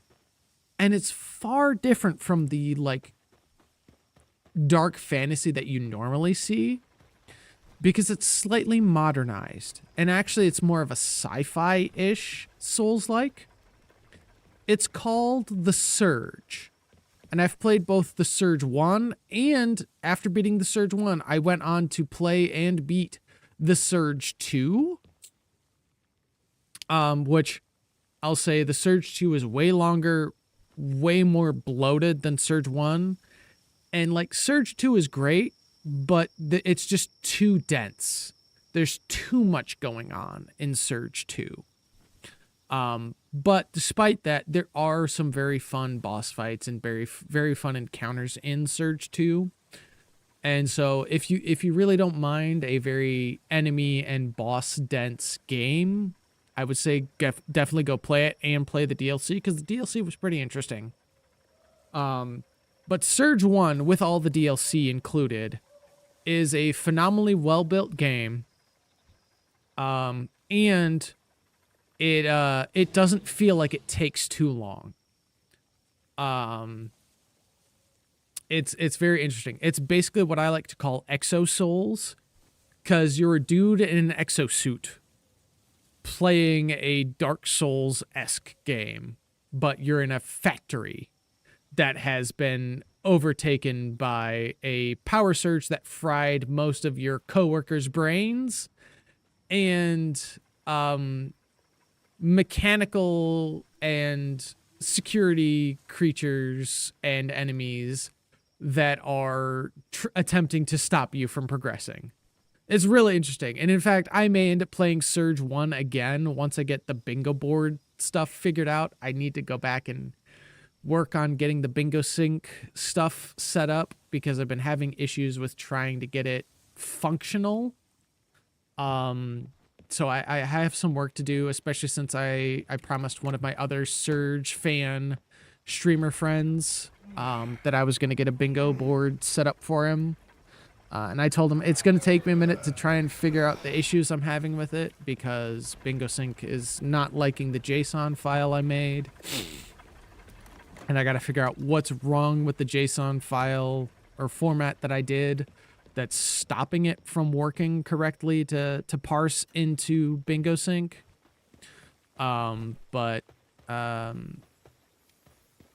I need to get that figured out, and then we can start doing Surge 1 bingo, because I spent literal months, like at least a good 2-ish months, going through Surge 1 and finding every single item and every single collectible in the game, and I still think I missed items. Like, there's still things that I haven't collected or touched or interacted with. And I spent 2 months playing through every section of the game trying to collect everything that I could. And I had a list of over 200 items in a Google Docs document that I typed out in a JSON format, because I had to do it manually as far as I could, as best as I could, as a JSON format file in Google Docs. I spent months putting this together, and I still have to troubleshoot and get it to work properly to put it into Bingo Sync. So that's been extremely fun for me to try and put together. and still put together. I'm still working on it. I need to actually go back and work on it in between editing the abiotic factor video. But I've had so many projects and so many recording sessions and other things on my mind, and working with my other streamer buddies to do content and stuff, that I haven't had time to go back and fix the JSON file yet. But eventually I will be doing a bingo thing, because I got inspired by what was it? Give me a second here. I got to remember. Like JK Leads and the Backlogs and Doomwolf and Baron's Castle, all the Dark Souls speedrunners that are currently doing Dark Souls bingo on YouTube. They kind of inspired me to make a bingo board for one of my favorite Souls-like games, which is The Surge 1. Just because of how interesting and, you know, a great concept that particular game is. What have we got? Party was... We can... You know what? We're going to risk it. Where is Lily? Up here. So, but yeah. So eventually I'll do a Surge bingo once I get the bingo sync to actually finally parse my file to make it so that it works properly and I can actually make the bingo board. And who knows, maybe we'll actually play against my streamer buddy Bacon in a lockout bingo style Surge 1 game. In fact, I'm kind of hoping Bacon goes live tonight, because I might raid into him, because I haven't hung out with Bacon in a bit. I've been so busy, and I end up falling asleep before he goes live most nights. Nowadays. Now, I kind of miss hanging out with Bacon. So we'll see how the evening progresses. You know what? We're already gonna just straight up put out our Fellbat for the lifesteal. Better to start off strong, especially when we're doing 1,000 less damage.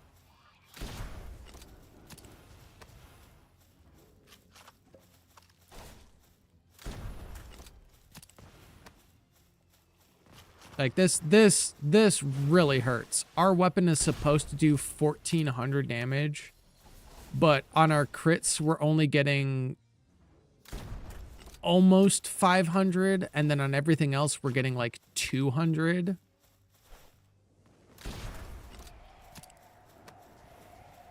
So it's very rough.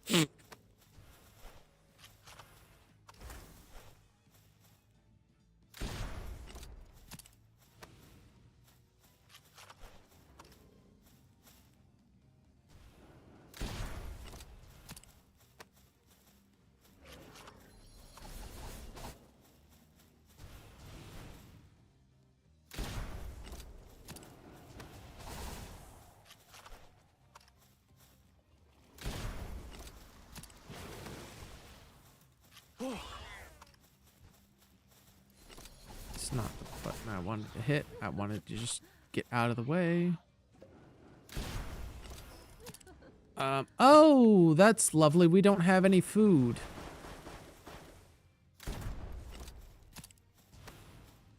Fellbat, please just deal with your hunger for the moment. I will feed you when we get home.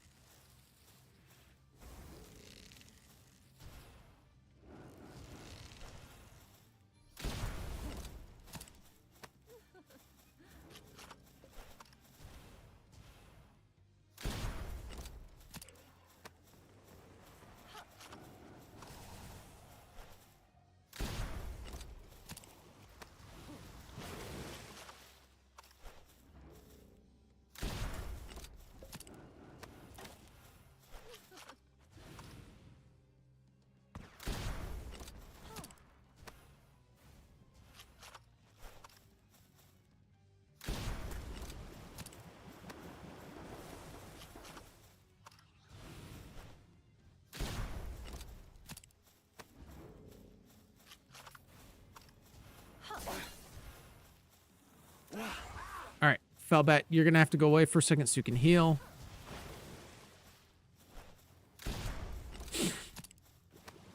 Jesus, Bushi. Wow, you're really not that good? What the heck? Where'd all your health go, buddy?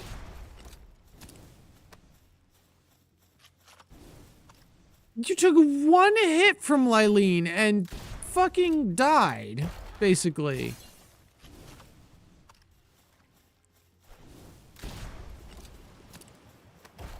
That's really, really disappointing, my bad.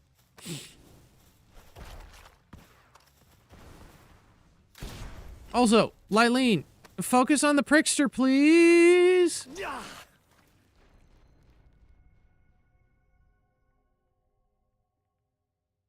Of course. We were doing really good up until we swapped away from the frickin'...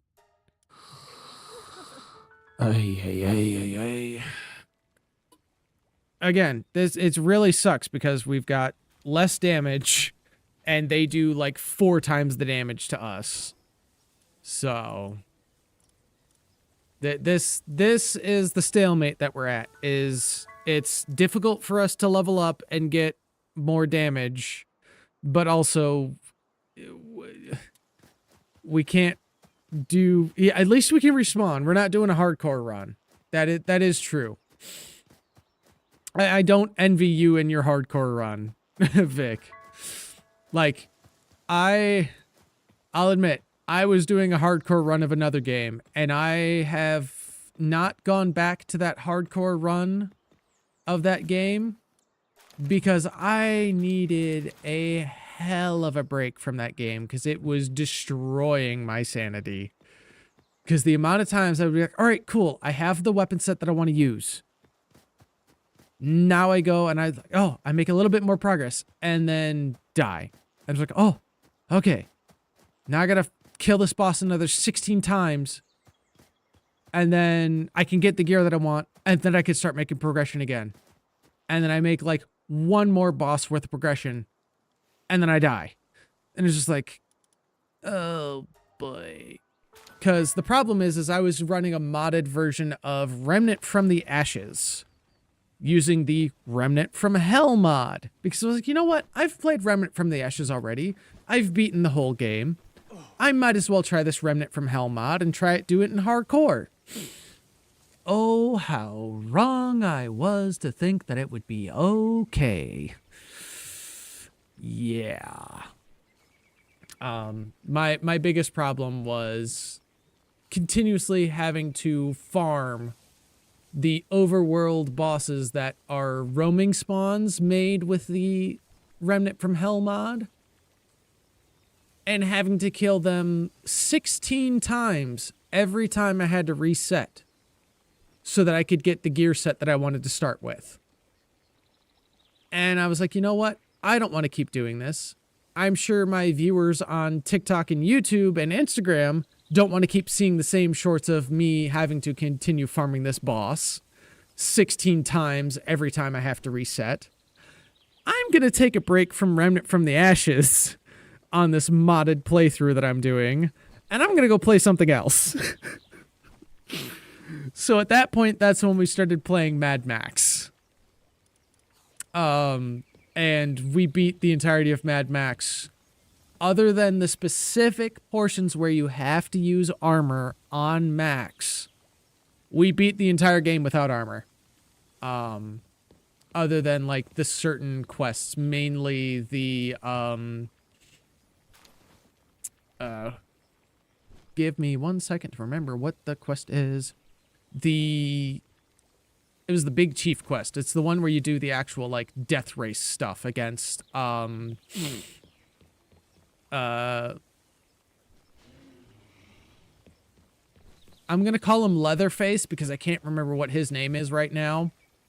Stank Gum. There we go. Stank Gum, and then fighting the partner that you acquired for the races to be as your brawler on the back of the car. So we did that, and then now we're doing Valheim on Mondays, because originally Remnant from the Ashes was our Monday thing, because again, it was kind of like a, like Magnus said the other day, it was a modded Monday type deal. I was doing a lot of my modded gameplay playthroughs on Monday, and then everything else was like Wednesday and Thursday. At least technically, because I stream at midnight my time, so it technically is neither the one day or the next, because it's right in the middle of the two. But yeah, it was a lot of continuously farming the same roaming boss that normally isn't there, but because of the modded playthrough we were doing, it was there. And I was just starting to go a little crazy from it. So, I decided to stop doing that run and do some other games because I needed a break.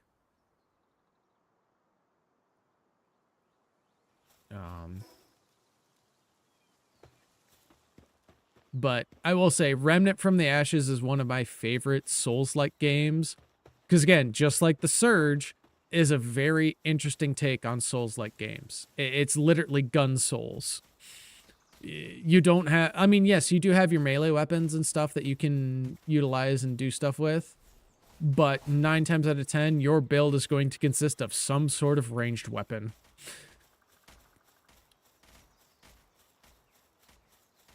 And like there's a ton of Souls-likes that I'm giving a try and that I've played and I really enjoy. Like on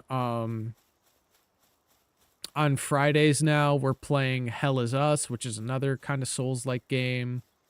That's come out within like the last year-ish. Because I don't remember exactly when Hell Is Us dropped. Once we beat that on Fridays, we're going to be moving Fridays to being our Helldivers night. Because I have a buddy that wants to play Helldivers with me and wants to hang out with me while I stream it. Because him and I both work the night shift. And I was talking to him about, yeah, potentially, you know, I'm doing a bunch of recordings for Helldivers for all the times that you, me, and the homies are playing. But I think I might stream it as well. It's like, oh, please make it on Friday so that I can play with you and we can hang out together. I'm like, oh, absolutely, dude. I love hanging out with you, so we're gonna do it on Fridays. I can make that work. I'll finish Hell Is Us and then we'll start playing Helldivers 2. Go from one hell game to the next.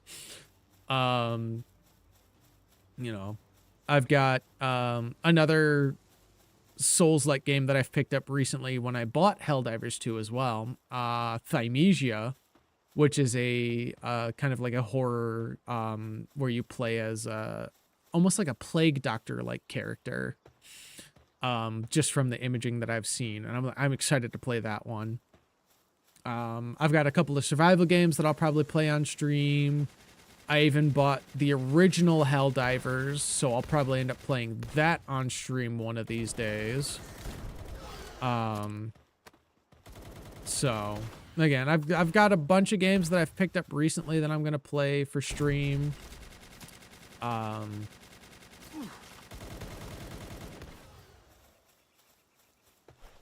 So, I mean, heck, I'll probably end up even playing Core Keeper for stream because I just picked up that one as well, and I'm not gonna lie, I'm slightly addicted and infatuated with Core Keeper. And I like Terraria. I love Terraria. I've been playing Terraria for a little over a year, and I still haven't beat the Wall of Flesh on my first world. Well, I should say my first and only world. But I'm not gonna lie, I think I like Core Keeper a little bit more than Terraria, and I haven't even fought any of the bosses in Core Keeper yet.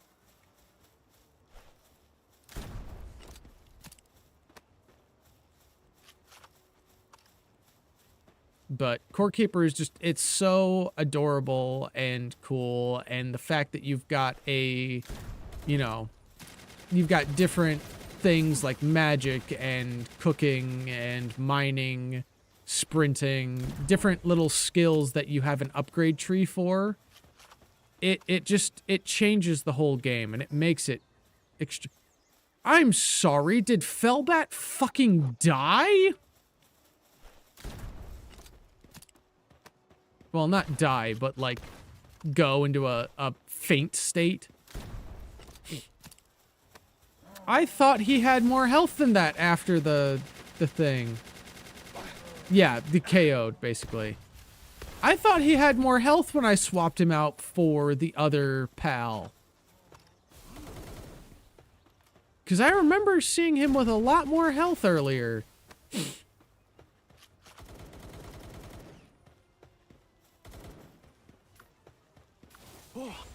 Okay, we can still summon him, so he's not fully KO'd. Maybe he can... Okay. Nope, now he's KO'd. I was hoping he could potentially get some health back from that because of his lifesteal thing, but, nope, he KO'd. Yeah, I may have to, eventually work on getting the surgery table so that I can make him the unstoppable vampire that he's meant to be, because you can literally make him unkillable, apparently.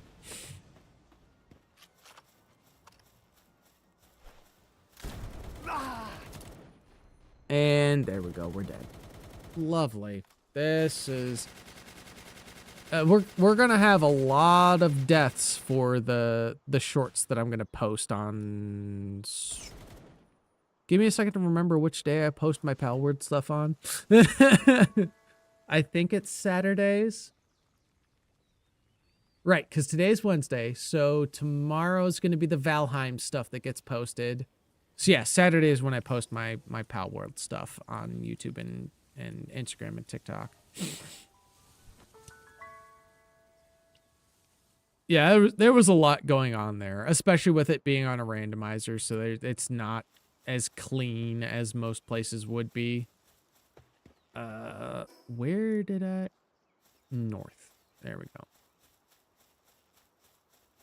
And again, I do, like, 0.5% of the damage that I would normally do, and all of the enemies that deal damage to me deal 4 times as much damage, so... Yeah. I've got my work cut out for me here.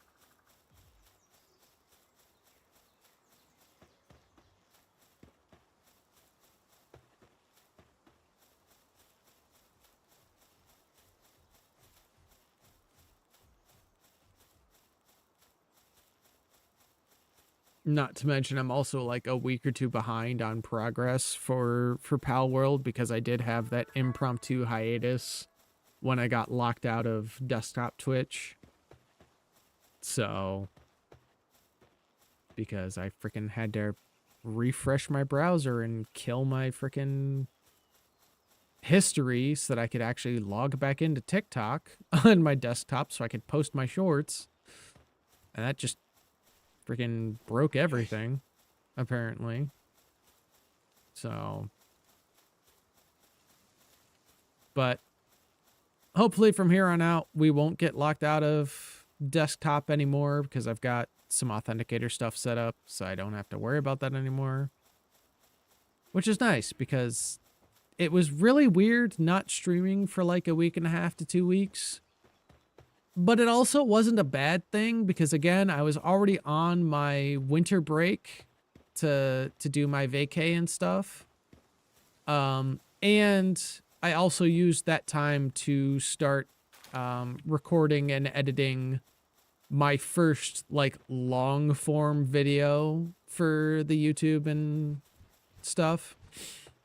Because before then, the longest I had ever done for a video was, like, 2 minutes. 2 minutes to 5 minutes, I think, is what my longest YouTube video is right now. This one that I'm getting ready to, or that I'm still like editing and getting ready to post and stuff, is almost an hour long of just absolute chaos and a little bit of funny moments from Abiotic Factor as me and a couple of my streamer buddies are playing and recording our time back in Abiotic Factor because we did have a session running before with one of our other friends that streams as well. But he, during the midst of that playthrough session, started moving to another place to live. And so he hasn't been online for us to play or stream with in a couple of months. And he was the one that had the abiotic factor save. So all of our progress was on his world. And we've all been wanting to jump back into it for a long time. But he's been so busy getting his PC set up in the new place and getting everything set up to the way that he likes it in the new place that we haven't been able to get the abiotic running again where we had it. So we just started a new playthrough with me and my other two buddies. And I know probably one of our friends will end up joining us once they get home from where they're at right now, because they're doing some stuff with family right now. So maybe once they get home, they'll actually join us on the abiotic, and we'll have a team of 4, which will be fun. That'll get us at least almost back to our full group. But even if they don't, we've got half of the group we used to run with, and even that is fine, because within 2 sessions of playing and recording, we've gotten back to what took us about 5 to 6 sessions to get to. So we're honestly not doing that terribly regardless. Well, we're out of ammo, and we need to refill that. Gangler, have you finished doing... You have not finished the flower, but you've gotten at least half of it done. I'm happy about that. Jam breads. And then where is... Yorman? Oh, Yormantide's sleeping right now. Okay. PAL box management. Alright. I'm gonna toss y'all into the BRB screen real quick. I will be right back. But don't go away. I'm literally gonna be like 2 minutes.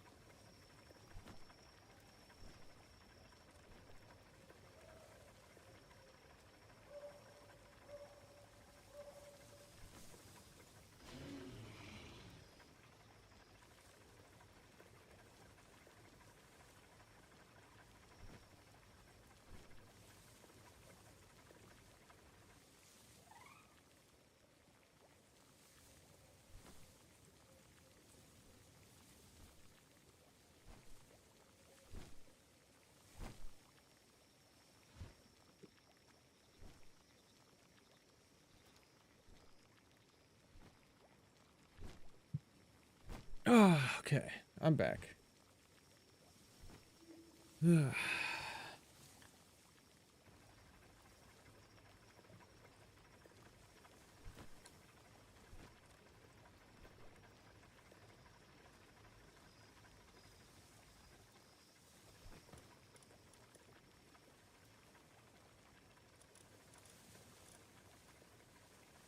I do like that my Tyrantrum is over leveled though, because it means that she's definitely going to be doing a lot of damage.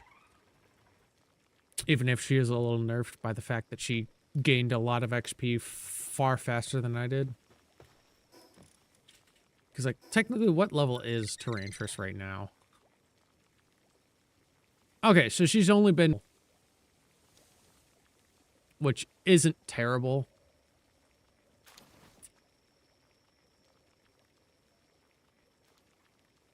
So...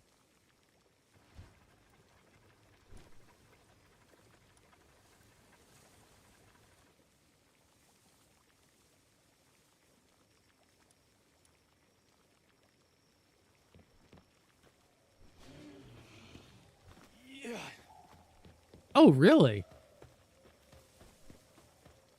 I didn't know that. Hold on. That's definitely useful information that the game doesn't tell you.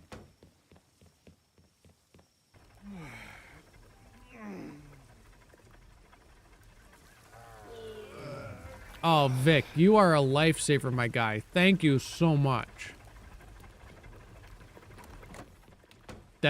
That makes the heal so much faster.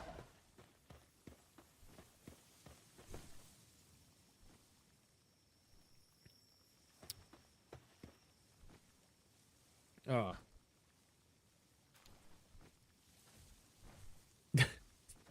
Yeah.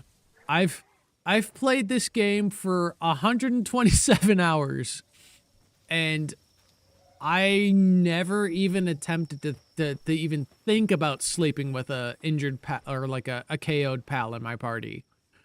I just toss him in the pal box because that's the only way I thought that would work. So thank you, my guy. That's very helpful. Where is Yarmantide? What are you doing? Okay. Oh, that's right. I need to set. Hold on. Preferences. Yarmantide. You literally only have 2 jobs, Yarmantide, and it is base defense and kindling. What the fuck are you doing over there? Excuse me. About 300 hours for you? Yeah. Again, there's a lot of cool mechanics in this that you can only find out by accident. And it's, you know, that's part of the reason I love games like this. Is like, you'll find stuff out accidentally.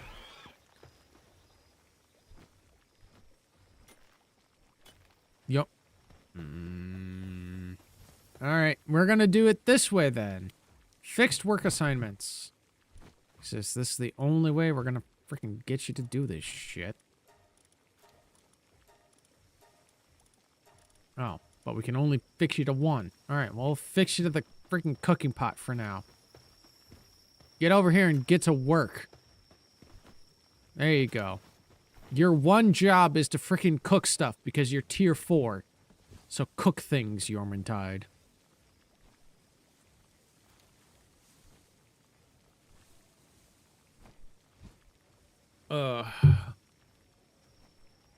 I mean, then again, I'd say that I've played 127 hours. I still haven't figured out certain things. Hell, I've played Monster Hunter World for over 800 hours, and there's still new things that I'm learning every single time that I play it.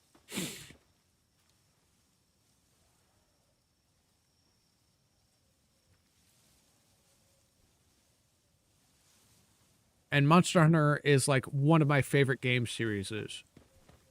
And there's new things I learn about it every single time that I touch a Monster Hunter game. Because not every Monster Hunter game is the same. And, you know, even if they're not the same, you know, there's a lot of similarities between them. But then there's also a lot of stuff just even in a game that you've played for, you know, for super long that you can still learn. And I love that about games, especially games like that, where they have so much content in them that You can discover stuff by accident, even, 400, 800, 1,000 hours in. Heck, I actually taught one of my buddies who has like over 1,000 hours in Monster Hunter World. I taught him something that he never even realized about Monster Hunter World. He always thought that the monsters spawned randomly in Monster Hunter World and you had to try and figure out where they were. No, the monsters in Monster Hunter World always spawn in the same pathing areas. So as long as you know what paths they walk in Monster Hunter World, you can always find them instantly as soon as you drop into a match. Or into a hunt. You know exactly where they are. Like the Rathalos. The Rathalos will always spawn in Area 17 up in its nest, starting out when you jump into a hunt.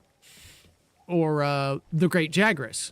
The Great Jagras will always go from the Great Jagras nest to Area number 1 in Monster Hunter World in the forest area every single time when you jump into a hunt. They always spawn in the exact same areas. Heck, even Valhazak in the Rotten Vale. Valhazak always goes from his nest through the Acid River into the area just outside of his nest, right off spawn. Every single time.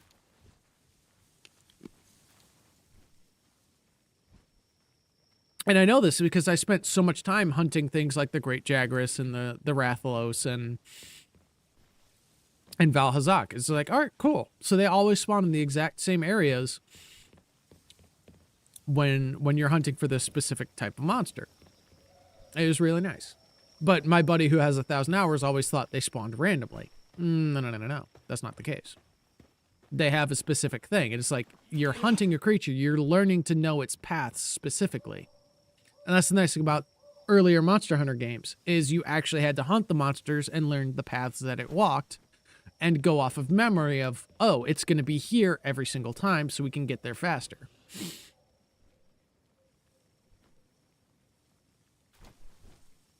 Whereas the new roller coaster game that you get to play and interact with for about 30% of the time and the rest of it just plays itself, they've taken all of the hunting out of it. They've taken all of the gameplay out of it. All you get to do is just sit and be taken to the creature on your roller coaster ride.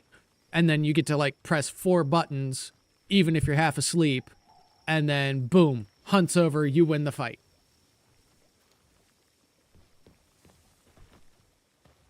Hey, it's Bacon! Speak of the devil, here he comes! Yeah, I got on a little bit of a tangent about learning new things in games, specifically talking about Monster Hunter, because I still learn new things about Monster Hunter every single time I play it.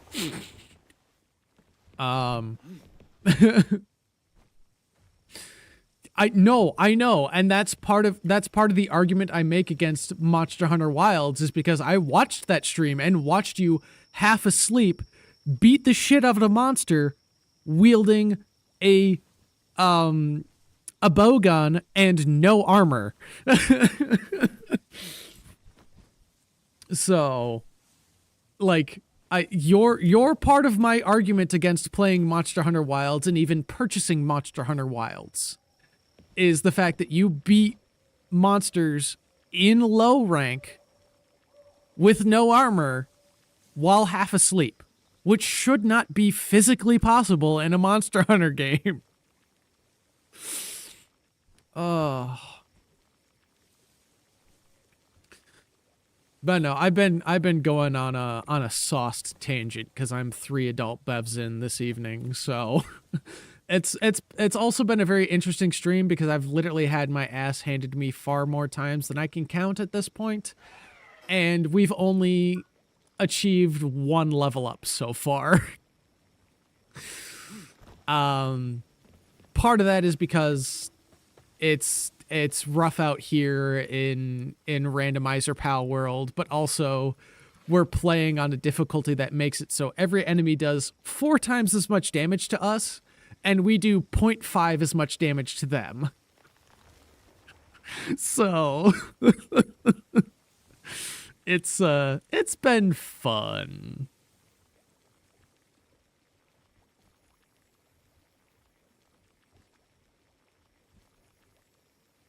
Oh, jeez. Yeah, no, that does not sound like a good time, my guy.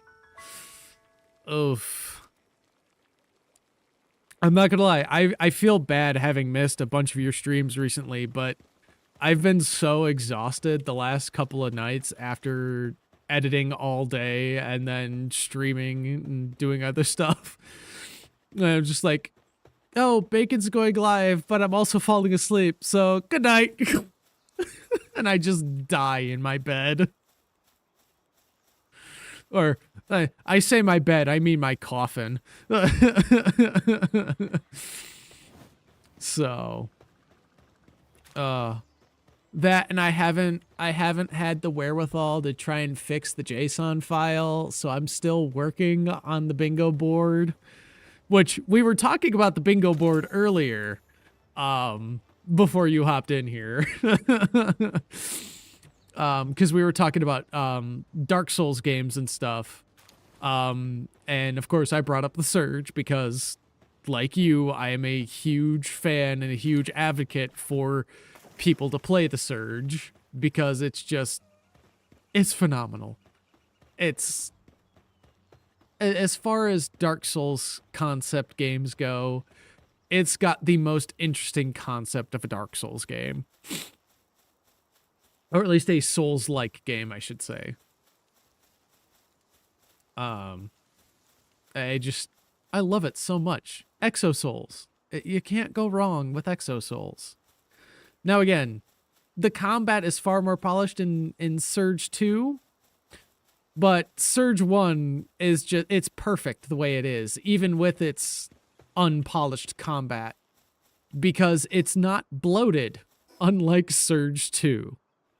Surge 2 is like when you go to a buffet and your eyes are bigger than your stomach and you have to wear sweatpants at the buffet because you eat so much that your stomach grows 3 sizes that day. So, yeah. Like I loved every fight in Surge 2 except for the fucking Delver. Well, I'll say this. I enjoyed the first Delver fight despite how tedious and how long that fight takes. What? But every subsequent Delver fight didn't need to happen. But that's my complaint about Surge 2, is that it's just, we didn't need the excess Delver fights. Give me some other interesting bosses, but not just a single-phase Delver after doing a 3-phase Delver. Like, 3-phase Delver on his own would have been fine. But then bringing back every phase of Delver as a single-phase boss fight was unnecessary.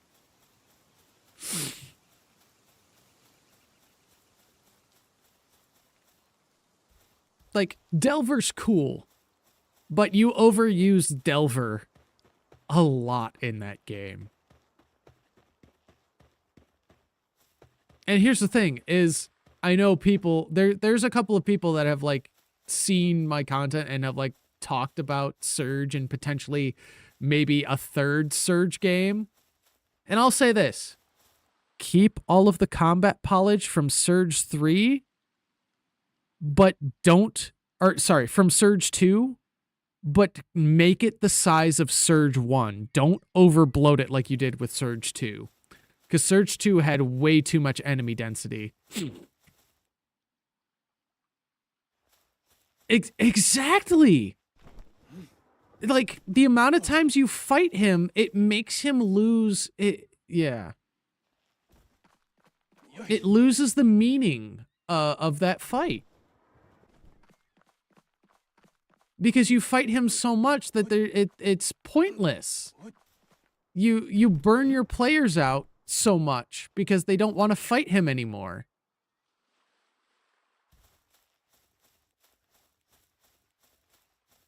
Oh, that hurt.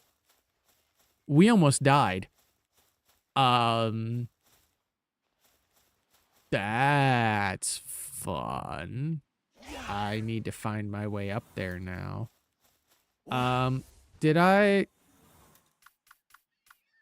left him at home because he's so slow that I don't really care about him. Oh boy. Yeah, 22 health. 22 health in a dream, you know.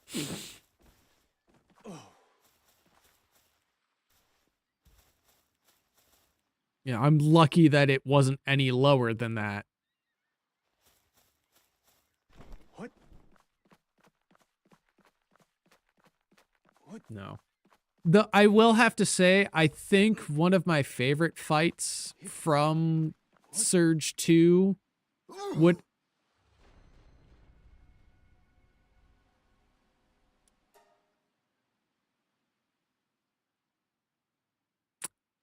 Well then.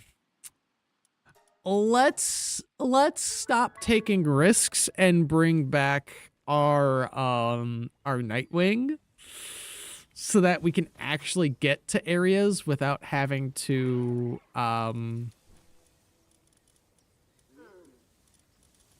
worry about blitzing ourselves into the next dimension.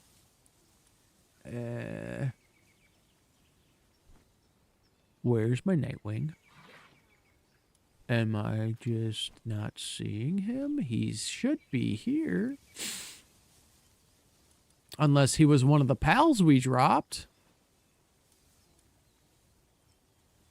Oh no, he's right here. I'm just blind.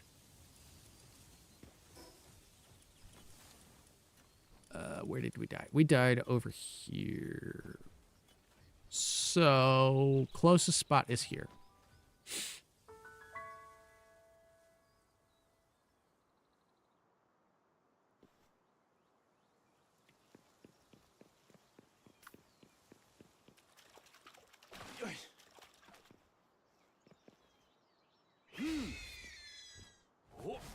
What? You do the... There's another Yermatite. I don't want another Yermatite. I've already got one and working at the base. What, you do the apple thing from Meowson? Every time Meowson... I was about to say, you do the apple... I was like, trying to understand what you meant by that. And I was like, I think it has something to do with the apple thing. But I'm not certain. So thank you for the clarification. I was just about to ask that.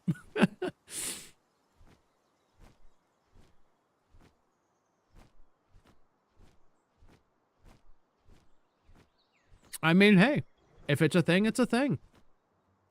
You know, like I always say, if it's stupid, well, I mean, I started saying this recently because some of my friends have also said it.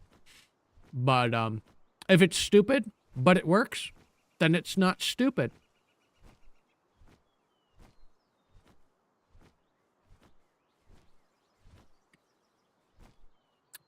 I'm sorry. Did you get stuck on that piece of terrain, Nightwing? Pal World? Don't start doing stupid things that make me quit you like I quit Ferocious. Oh yeah,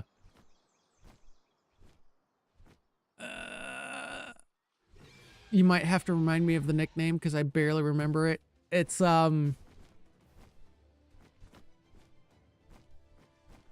God, I know the nickname. I can't remember for the life of me right now, though.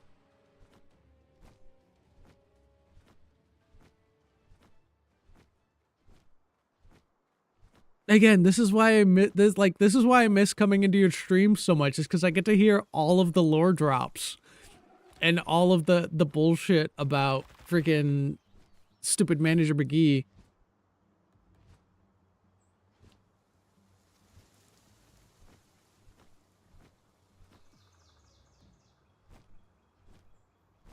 Was it Jigsaw John? I could have sworn it was a different one.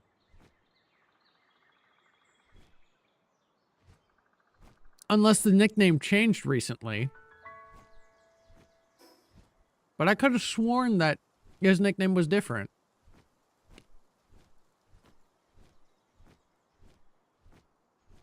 Okay.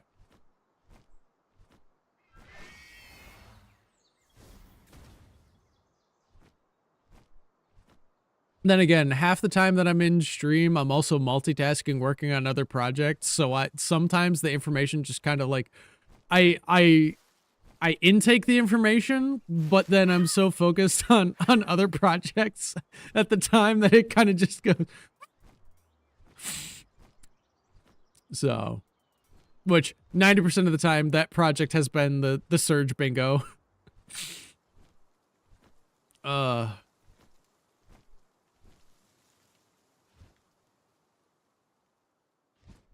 But you know what? Oh, you know what? Yeah, it was Jigsaw John, because I remember it really started getting deep while you were playing frickin' that Saw game. That's why it's Jigsaw John. It's all coming back to me, Bacon. Again, like I do focus on like, you know, on people's streams, but I also am like exhausted because 90% of the time I'm raiding into your stream after I've already finished my own. So my brain is already like soup at that point, and I'm just like, all right, cool. I'm just gonna relax and chill at this point. So, and that's right. He's down there, and he summons a freaking Incineram. God, where do we want to go? I don't need that body bag because that's good. Got like literally nothing in it. Oh, that's. I completely forgot. We were supposed to be going for the Menace Sting. We were literally gonna go for the Menace Sting earlier, and then we spent so much time repairing our armor and trying to get our corpse back that we forgot we were gonna go for the level 25 Menace Sting so we could have another dark boss. Yeah, that's about how this stream has been. Is just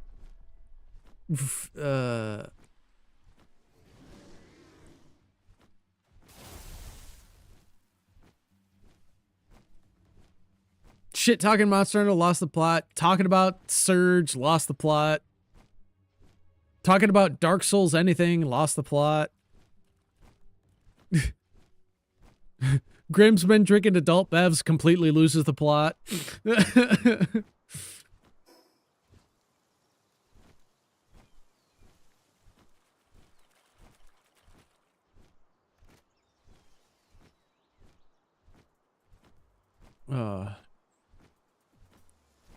No, and part of the other thing, when speaking of Monster Hunter, aka Crapcom, I'm very nervous because Crapcom is putting out a game later this year that I really want to play, and I didn't realize it was a Crapcom game until I looked at the game again recently and realized it was made by them.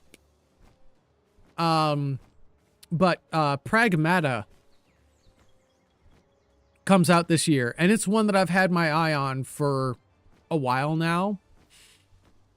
And I'm super excited for it because it looks really good from just the stuff that's in the Steam trailers and stuff. But now that I know 100% that it's a Crapcom game, I'm very scared. Oh my god. Yes. Yes, I did see that DLC check problem. And in my opinion, fuck you, Capcom. Y'all are a fucking bunch of assholes that have something in your game that goes, oh, cool, you don't have these DLCs? Cool, we're going to continue running this check to make sure you have all the DLCs. But if you don't, we're going to just keep running that check anyways and fuck your entire gameplay over. That's again, another reason that I will never be buying Wilds. It just, it keeps getting worse. It keeps every time I hear about Wilds, it keeps getting worse, and my instinct to want to buy another Monster Hunter game gets further and further away from me. Specifically Wilds, though. It only affects the hub performance. Regardless, even if it affects performance at all, still, again, it is another reason added to the long list of items that will 100%. How are you? I'm sorry. The pals starving themselves is about to. I'm about to lose my mind here.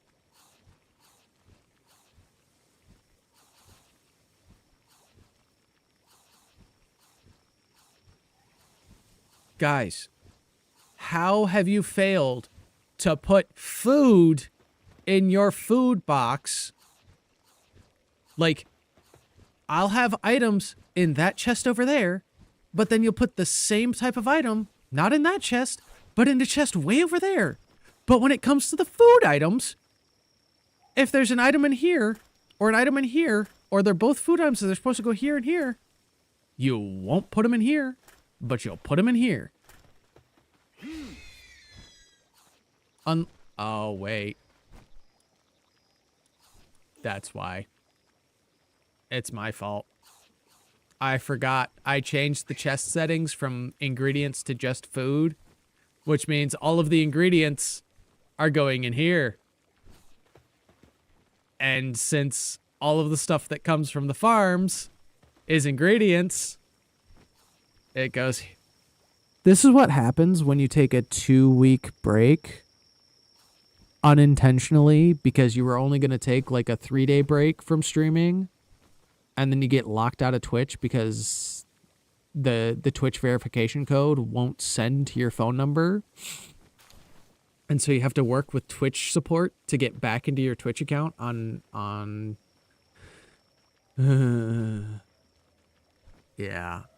And so you forget what all your chest permissions are, and you forget that you have to actually put food in the food chest because all the ingredients go to your refrigerator.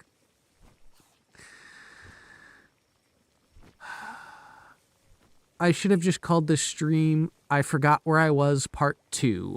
Because I am still getting back into the swing of Pal World after 2 weeks being gone. Here we go. At least Valheim's not as complicated. And that's on Mondays. I love Valheim, though. And I love this game, too. I just need to get back. Yeah. Yep. Buzzed and forgotten. Yeah. That's about how this stream's going right now. So. That's the other thing, is that this game does not really have a decent inventory sorting. Like, yes, the chest permissions are nice, but like it's also not the greatest for sorting everything out. I wish the sorting was a little bit more. I just wish the sorting was a little bit better. Like, what would be nice is like, all right, cool. I want all of one type of freaking material in here, and I want all of one material here. But no, it's like, oh, you have one type of material here, one type of material here. Which again, it like for bulk storage, I guess not terrible, but as far as storage systems go, I like storage from other games a little bit better than this one. But maybe that's just because I'm still learning the chest permissions stuff and trying to actually organize storage in this game. So I will give it the benefit of the doubt for now.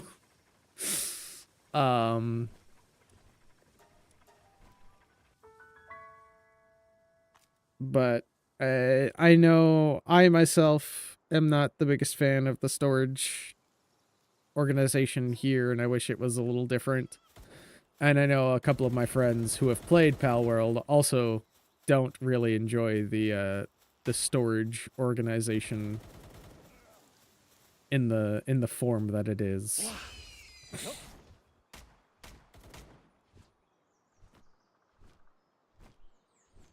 See, yeah. And if I remember correctly, Soul Mask is one of the other ones that I was looking into getting at some point. If I remember correctly, and that's the one that I'm thinking it is.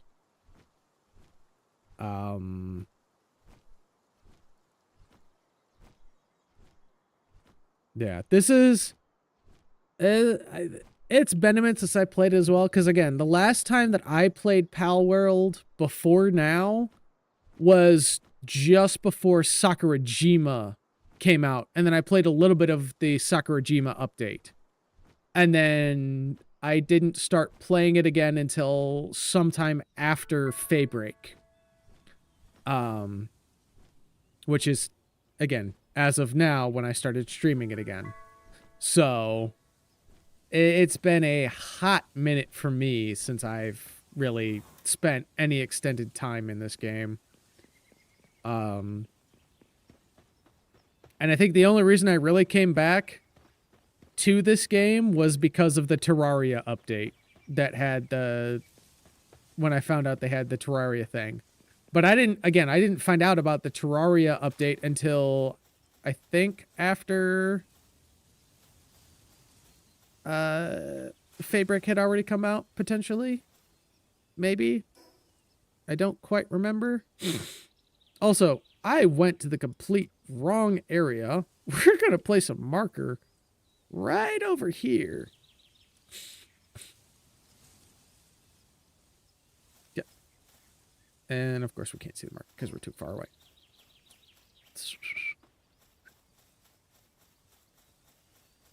So we're going to go. But yeah, buzzed and lost.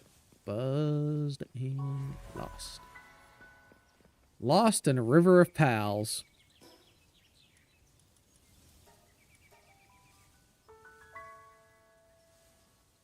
Honestly, I think one of the shorts is going to be me dying a lot, and then the other short is just going to be, where the fuck was I?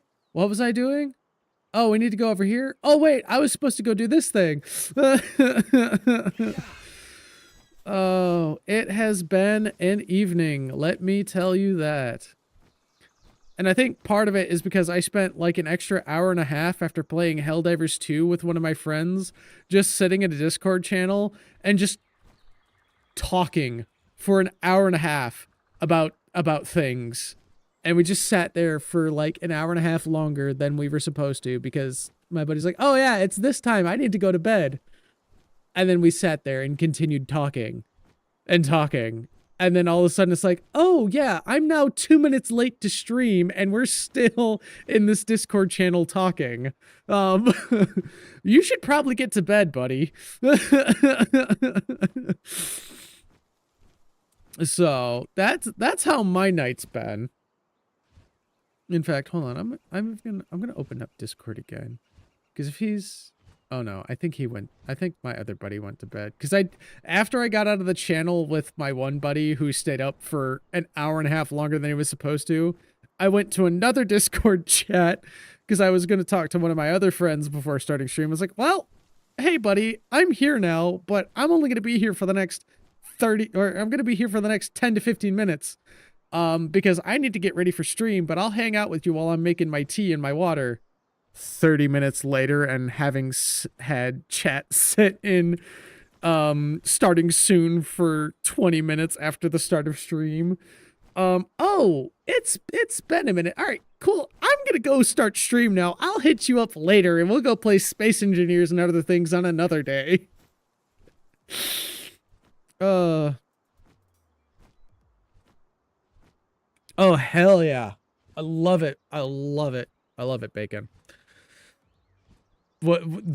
I love when you're able to just like tell a manager, hey, you need to fuck off because you're literally just, you're being a fucking jackass. Stop being a jackass or stop telling me what to do. You can't have it both ways. Hell, that's half... Yeah. Bacon. Space engineers. Space engineers. I'm going to build the Super Destroyer from Helldivers in Space Engineers. And I know it can be done because other people have done it, but I want to build my rendition of it. And I've been wanting to learn how to build stuff in Space Engineers anyways, because I've wanted to play Space Engineers for years. I've had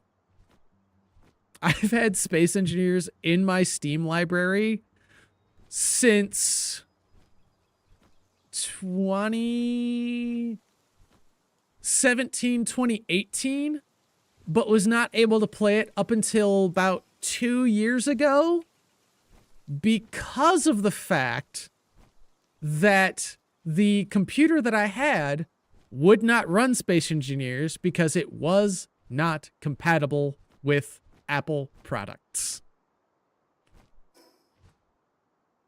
So, yeah. Where is this boss? Is it underground somewhere?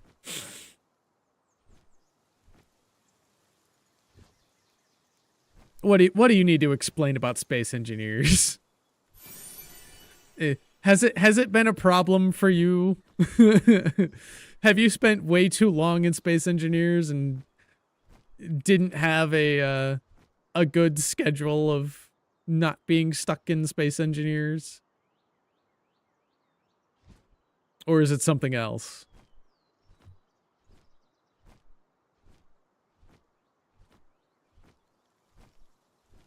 As he starts typing out a book to explain the problem that is Space Engineers.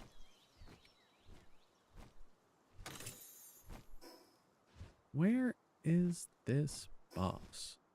I want this boss, but I do not know where this spawn location is.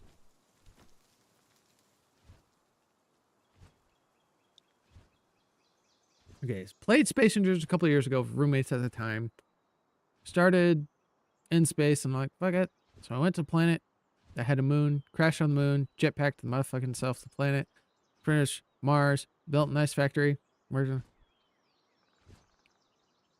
Oh, well, that's not bad.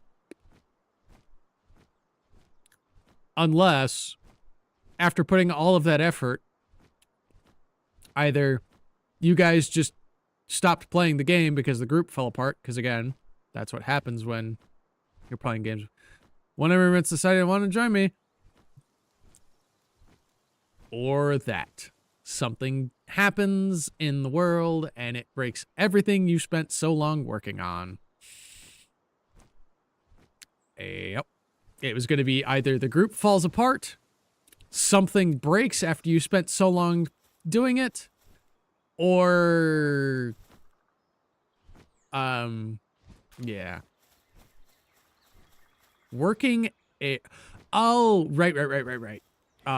Because again, on certain planets you don't have oxygen, so you have to make like air vents and other shit to keep yourself alive.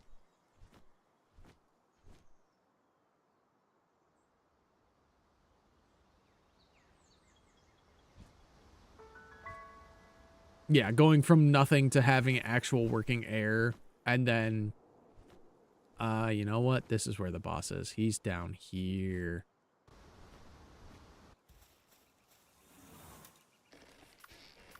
Yeah, if that was to break after spending so much going from nothing to having like a functional thing. Yeah. No, I get it. I get it.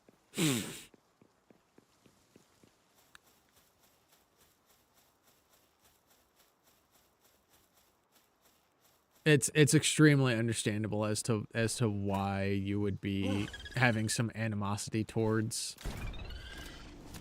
the game. This menace thing is huge. That's a thick ass boy.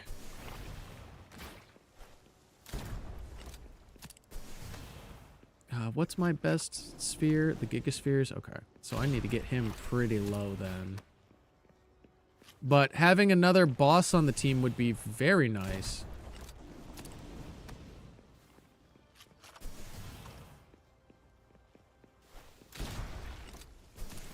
Ooh, stun, nice.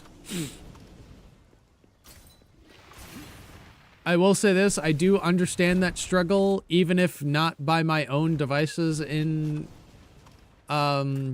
Space Engineers, because I haven't spent that many hours in Space Engineers. I think I only have like anywhere between 15 and 20. Yeah.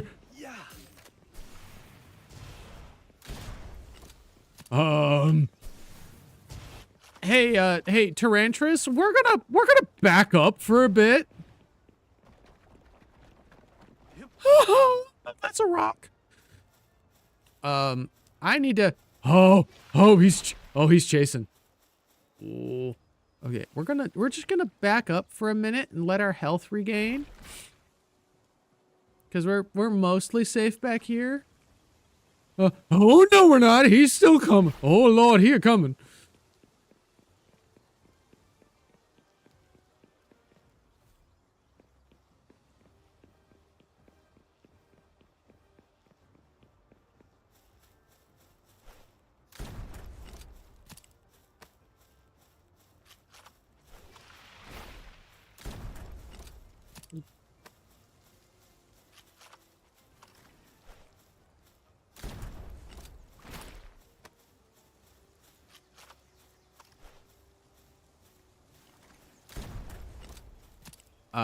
But no, like I've always wanted to like play Space Engineers with other people, because like I've watched Last Stand Gamers, Captain Jack, Mad Mavin, you know, a bunch of people that play Space Engineers in multiplayer. Yeah. And you know, I've always wanted to play with other people, but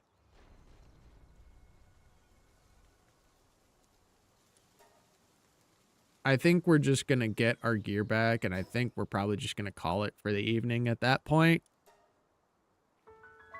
Because again, we've only got another 15 minutes now to kind of get caught up with where we were, or where we should be stream wise, and I'm kind of at a loss because, oh boy, yeah, it's just, this is painful. Like, I'm enjoying the challenge, but it's also like getting extremely painful to do anything, because I can't do the next boss that we're supposed to do.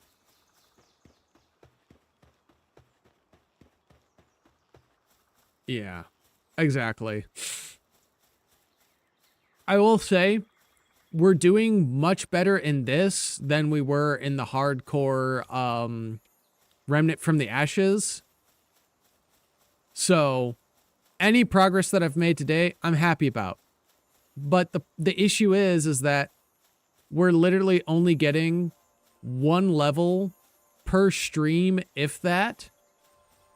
And it's about to get a lot harder to even level up in general at all. So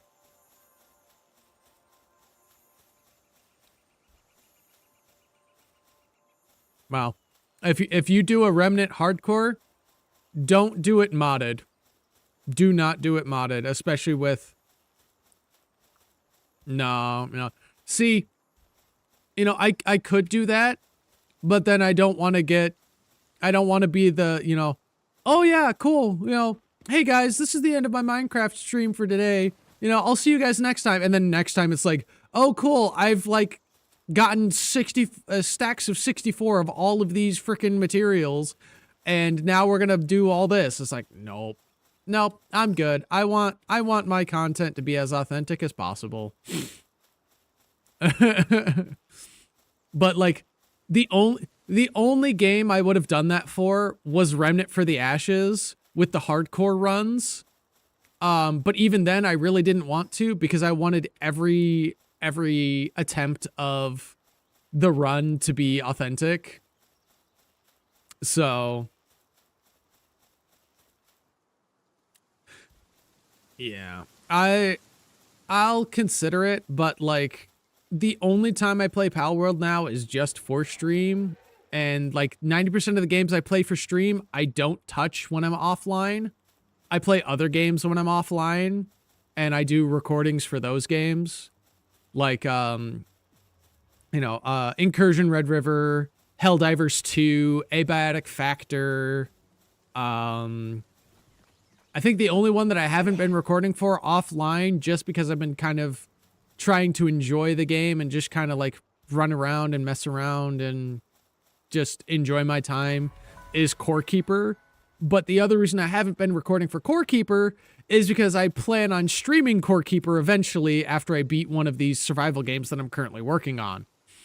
More than likely, it's going to end up being after I finish beating Valheim, because I'm closer to beating Valheim than I am to this game. Because I'm working my way up to being able to beat the second boss of Valheim, and I'm still stuck on the second boss of this game. So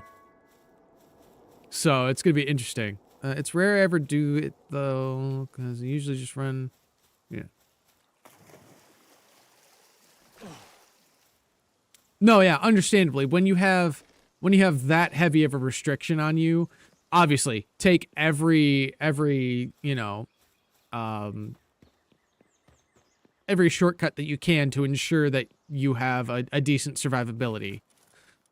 Since I'm doing this on a, one where I just drop my items on death and I'm not having to completely restart the game over and over again, I don't mind having the low XP gain, but it's definitely way more difficult than what I'm used to, especially since on my personal save, I think I have the XP gain either maxed or almost maxed. So it's definitely a lot slower of a grind for this playthrough.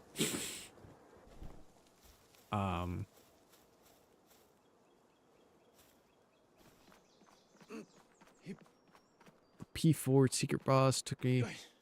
So speaking of bosses in games that take forever, for me, it took me 5 streams to beat a specific boss in Expedition 33.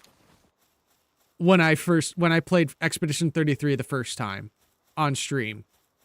And it was the secret boss. I still haven't beat Dancer in my Dark Souls 3, and I've started multiple playthroughs of Dark Souls 3. And I still have yet to beat Dancer. I still have yet to beat, what's his name? Aldrich of the Deep. So here's the thing, is I actually am trying to do the Dancer fight early on one of my current playthroughs. And I tried it. I'm like, all right, you know what? Fuck this. I'm going to go try and get to the ringed... I'm going to go try and get to the ringed DLC, or the ringed city DLC first. So I decided to go fight Freya and the other dude in the church. Also, not the easiest boss fight, but it's also a little bit more fun than just trying to deal with Dancer. Oh yeah, I know fighting Dancer first breaks the game super easy. But you can also kind of do the same thing if you make it to the Ringed City DLC first as well, because some of the same items you can get in past Dancer, you can also get in the Ringed City after you fight Sister Frida. So that was what I was trying to do, but I haven't touched Dark Souls 3 in over a month at least. So yeah, if I go back to Dark Souls 3, I'll have to start it all over from the beginning again, because I honestly don't remember. I mean, I do remember where I was. I was fighting either Frida, Aldrich, or Dancer. So that's about where I'm at with Dark Souls 3. But let me see who is live, and I can get y'all rated out of here. Oh, MC Slime as Outer Worlds 2. He's playing Zcraft, he's playing Arc Raiders. Minzy's playing Outlast. You know what? Why don't I send you guys over to a someone who's also playing a survival game? Because we were doing some survival game stuff tonight. We're gonna go see my new friend Hobbit Warlord, who I just raided into on Monday after doing my Valheim stuff. Ooh, Monster Hunter Stories, nice. I might actually jump in to watch some of that. If I'm still slightly conscious here in a little bit when you get started. So, but once again, thank you guys all for stopping by tonight, and thank you guys so much, all of you who stayed around to the end. You guys are the reason that I can keep doing this as a full-time job. So yeah, so I'm technically not alive, I'm undead. So if I'm alive won't ever work because I'm technically never alive. But again, well, yeah, it's in my stomach because I drink it from humanoids. But again, I'm extremely grateful. Like I was saying earlier in like the first hour of stream, I'm extremely grateful for all of you guys who have followed, who have subscribed, who've even just stuck around and been a number in my viewers count. This is something that I've been wanting to do since I was a kid, since I was in elementary school. And I didn't end up getting a chance to start doing this because when I wanted to start doing content creation, I was immediately shot down by family and told, no, you're not allowed to do that. You're not doing that. You're not doing that. Like I had written out scripts and I knew a game that I was going to do and I was going to start making YouTube videos on that stuff and immediately got shot down and told no. Even when I started streaming again after getting home from selling my soul for 4 years, they were still, they had some animosity towards me trying to do content creation, but I was an adult. They couldn't stop me anymore. So they begrudgingly, supported that. But all of you guys who have followed or whatever, you guys have really, you guys make my year and make my job that much more fun because it proves that this is something I should have been doing the entire time, no matter if anyone told me I should be doing it or not. So again, I thank all of you for doing that. With Sappy Grim out of the way, I thank all of you for being here and all of you for stopping by and staying till the very end. With that, I bid you farewell, and would you kindly have a good evening?